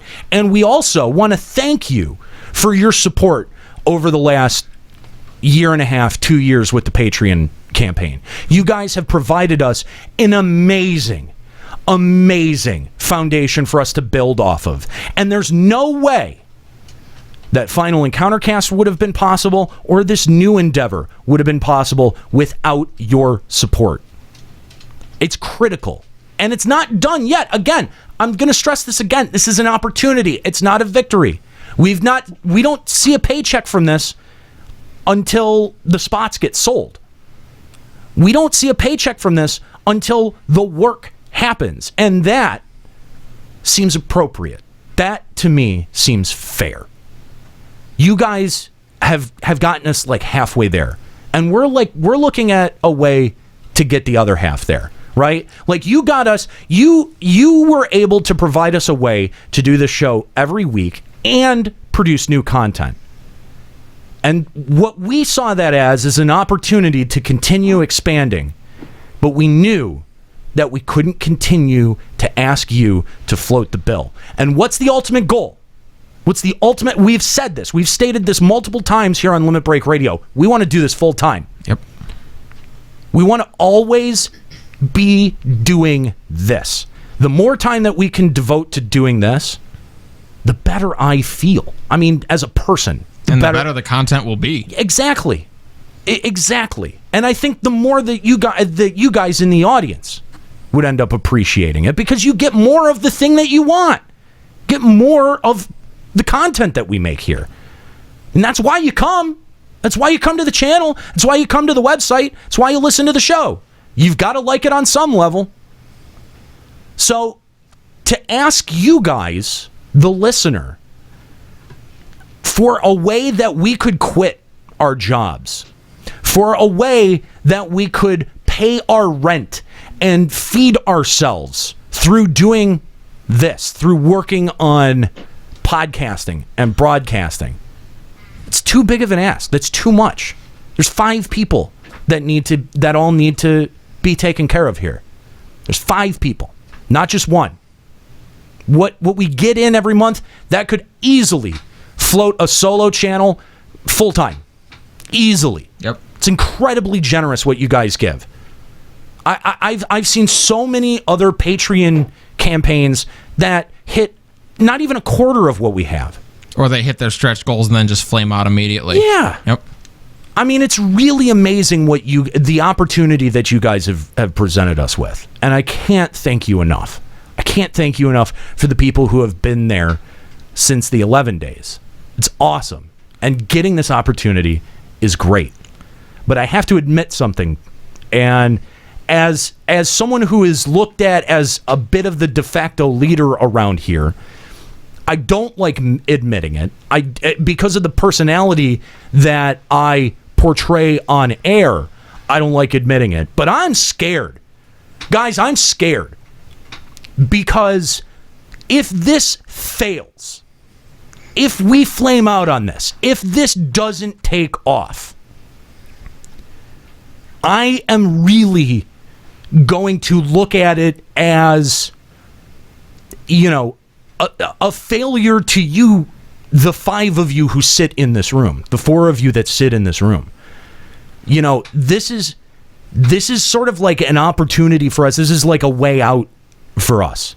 And I feel like if you don't talk about being afraid, or if you don't talk about your shortcomings, then you just ignore them. I think it's really important to talk about the moments where you are afraid, because we're like all in on this. This is like all chips in. This is do or die time. And even if it doesn't work, it's not like the whole network goes away or anything like that. It's not like anything about what we already do changes. But, we really want to make the most of this. And I don't want to fail you guys. I don't want to fail the audience and not meet their expectations. I don't want to fail the 4 of you who spend an outrageous amount of time dedicating to the production of this show, as well as performing it, the amount that you guys traveled to get here and do the show every week, and now we're adding a new show on top of it. It is a level of dedication in something that I never thought that I would get. It is hugely validating to know that just an idea that made us laugh one weekend could turn into something that sustains us for 10 years creatively. That's amazing. You guys did that. That's not me. I can't claim any credit for that. You guys show up. You guys make the time. You guys do the work. And I can't thank you enough for that. You guys are fucking awesome. And this is the last point that I wanted to make. That I am so excited that this journey gets to be with you guys. Oh, stop. Honestly, there's not 4 other people that I would rather have walking this road with me. And there's not 4 other people that I trust with this company, with this show, and with this audience like I trust you guys. You guys have proved time and time again how capable and competent you are. And even though I'm afraid, even though there's fear and trepidation moving forward, I know I'm in good hands. Like, I know that we have the most solid team. And that is what makes it easy to sit down and record a new pilot. That's what makes it easy to sit down and go, we got this. Yeah. We fucking got this. Yep. Walking out after that pilot recording was amazing. It was. All of us in the room were just like, wow. We nailed it. And we had made a bit of a promise on the last show. We'd overpromised this a little bit, that we were going to try to do that pilot live. And we weren't able to, because when we talked to the folks that are above us, they said, we don't have any of the branding registered. We don't have any of that stuff nailed down. We can't actually, we can't let that go public, because you don't know what could happen. Someone could come in and scoop the name out from under you. You don't know. You never know. You got to play those cards close to your chest. But the thing is that we do want to give you guys a preview. We do want to be able to share what we've been working so hard on and what you guys should be excited about moving into the future of this network and to the future of the content that we're going to make. So I want to invite all of you to come on over to twitch.tv/Final Encountercast. We're going to be starting over there in just about 60 minutes, right around the 5 o'clock mark. We're going to be talking, of course, about all of the latest video game news, but we also want to give you a preview of what you can expect out of this new show. We're not going to be playing a section of the new show by any means, but we're gonna, Scalia, you are one of the hosts for this new show. We've got a segment that we've worked out, right? And so we're gonna preview that segment for everyone coming up on Final Encountercast. Right, it's a segment that we would do on every episode of the new show, and we're gonna basically do that segment on Final Encountercast today. Right. Yep. So. And the other thing is that there's some new voices that you're going to have to get to know with this new show as well, and that's something that we're excited about too. I mean, all 5 of us are involved in a production capacity. Some of us are hosts, but we also wanted to bring a new vibe. We also wanted to bring a new energy and dynamic to this new show. We didn't want it to be a copy-paste, clean version of Final Encountercast. We wanted it to be its own new thing, and we're excited to have you guys along to join us for that ride. It's going to be awesome. I say that with all confidence now, hearing the product, having listened to what we were able to make in this room. It's going to be awesome. I'm super excited. I'm so excited about this. Yep. You guys in the audience, you guys have provided a way for me to pursue my dream. I never thought in my entire life that I would be lucky enough to be on the radio and talk about something that I loved. That is not an opportunity that you get in the broadcast industry. A lot of times there are people who spin records at country stations and they have no love for the genre ever. And they have less love for it the 5 years that they've plugged into it.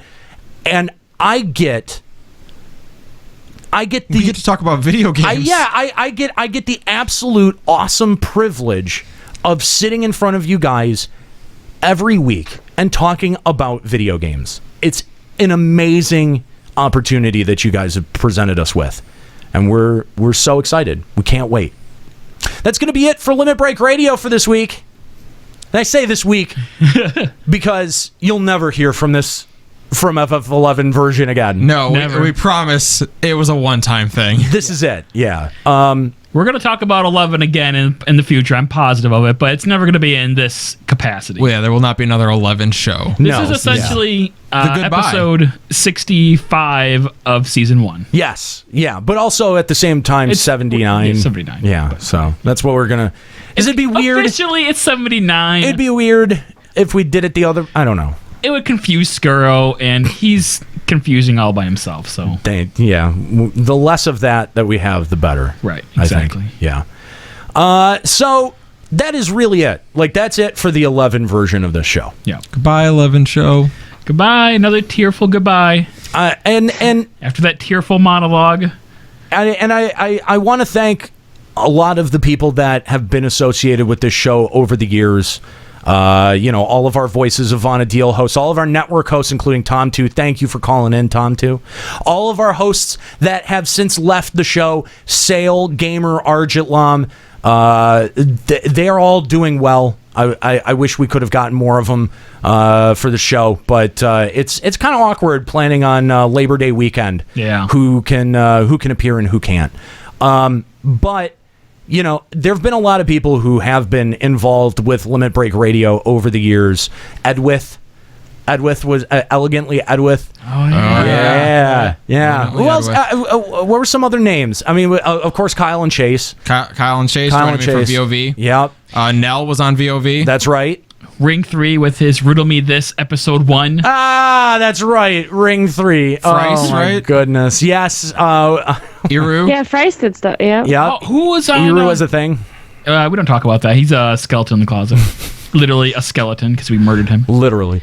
No, what was Kahlo's Honor Amongst Thieves? Who was with him on that? Velux. That's it. Velux, yeah. No, there have been a lot of people who have been very dedicated to this project and to this idea. It's been a passion project for all of us. And, we really want to thank you guys for all of your support over the years, whether you are an original OG FF11 listener or whether you are just finding the show for the first time this week and, just start following this week. We want to thank you, all of you, for your views, for your listens, for your Max V, Tom too, also throwing that out there. Max V and Tiger Fury, one of our repeat guests over and over again, and honestly, our show is responsible for their marriage. So you owe us everything. That's right. We demand tribute. But honestly, like you guys, it's really been you guys that have been the audience that has been the driving force in Limit Break Radio. It is our personal passion about the game that does drive a lot of this, but it's your guys' engagement and involvement with the show that keeps us here. It keeps us here far longer than our attention spans would have otherwise kept us here.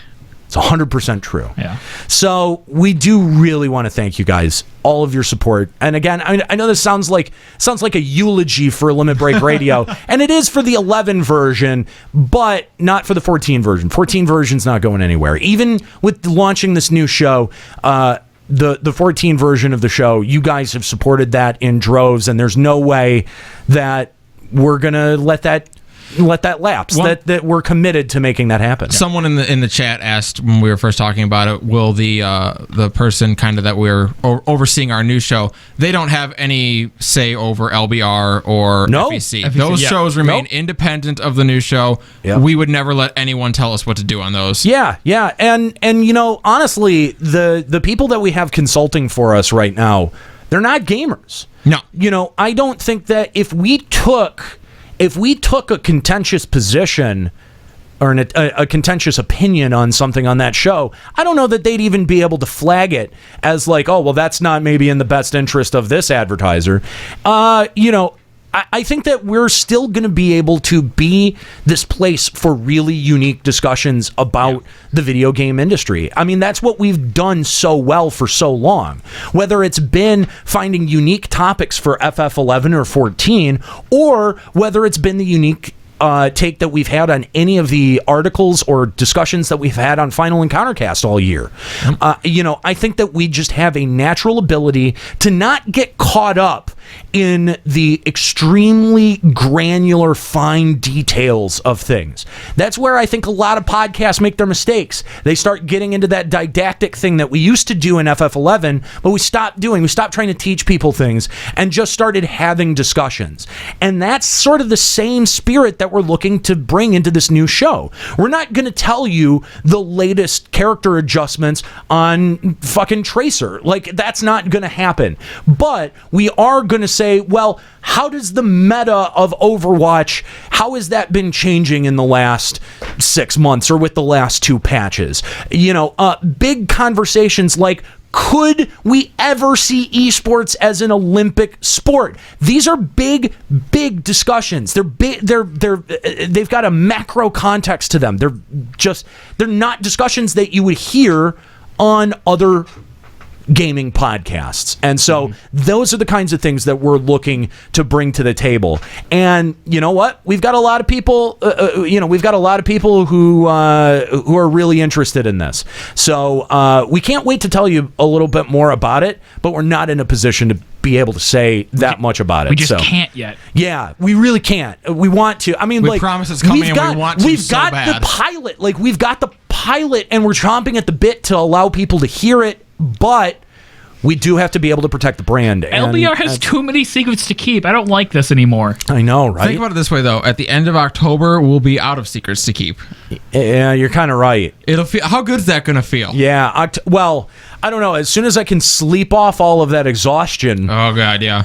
I think it'll feel pretty great. I think I'm just going to disappear for the first week of November and sleep for a week straight. So you're skipping Youmacon then?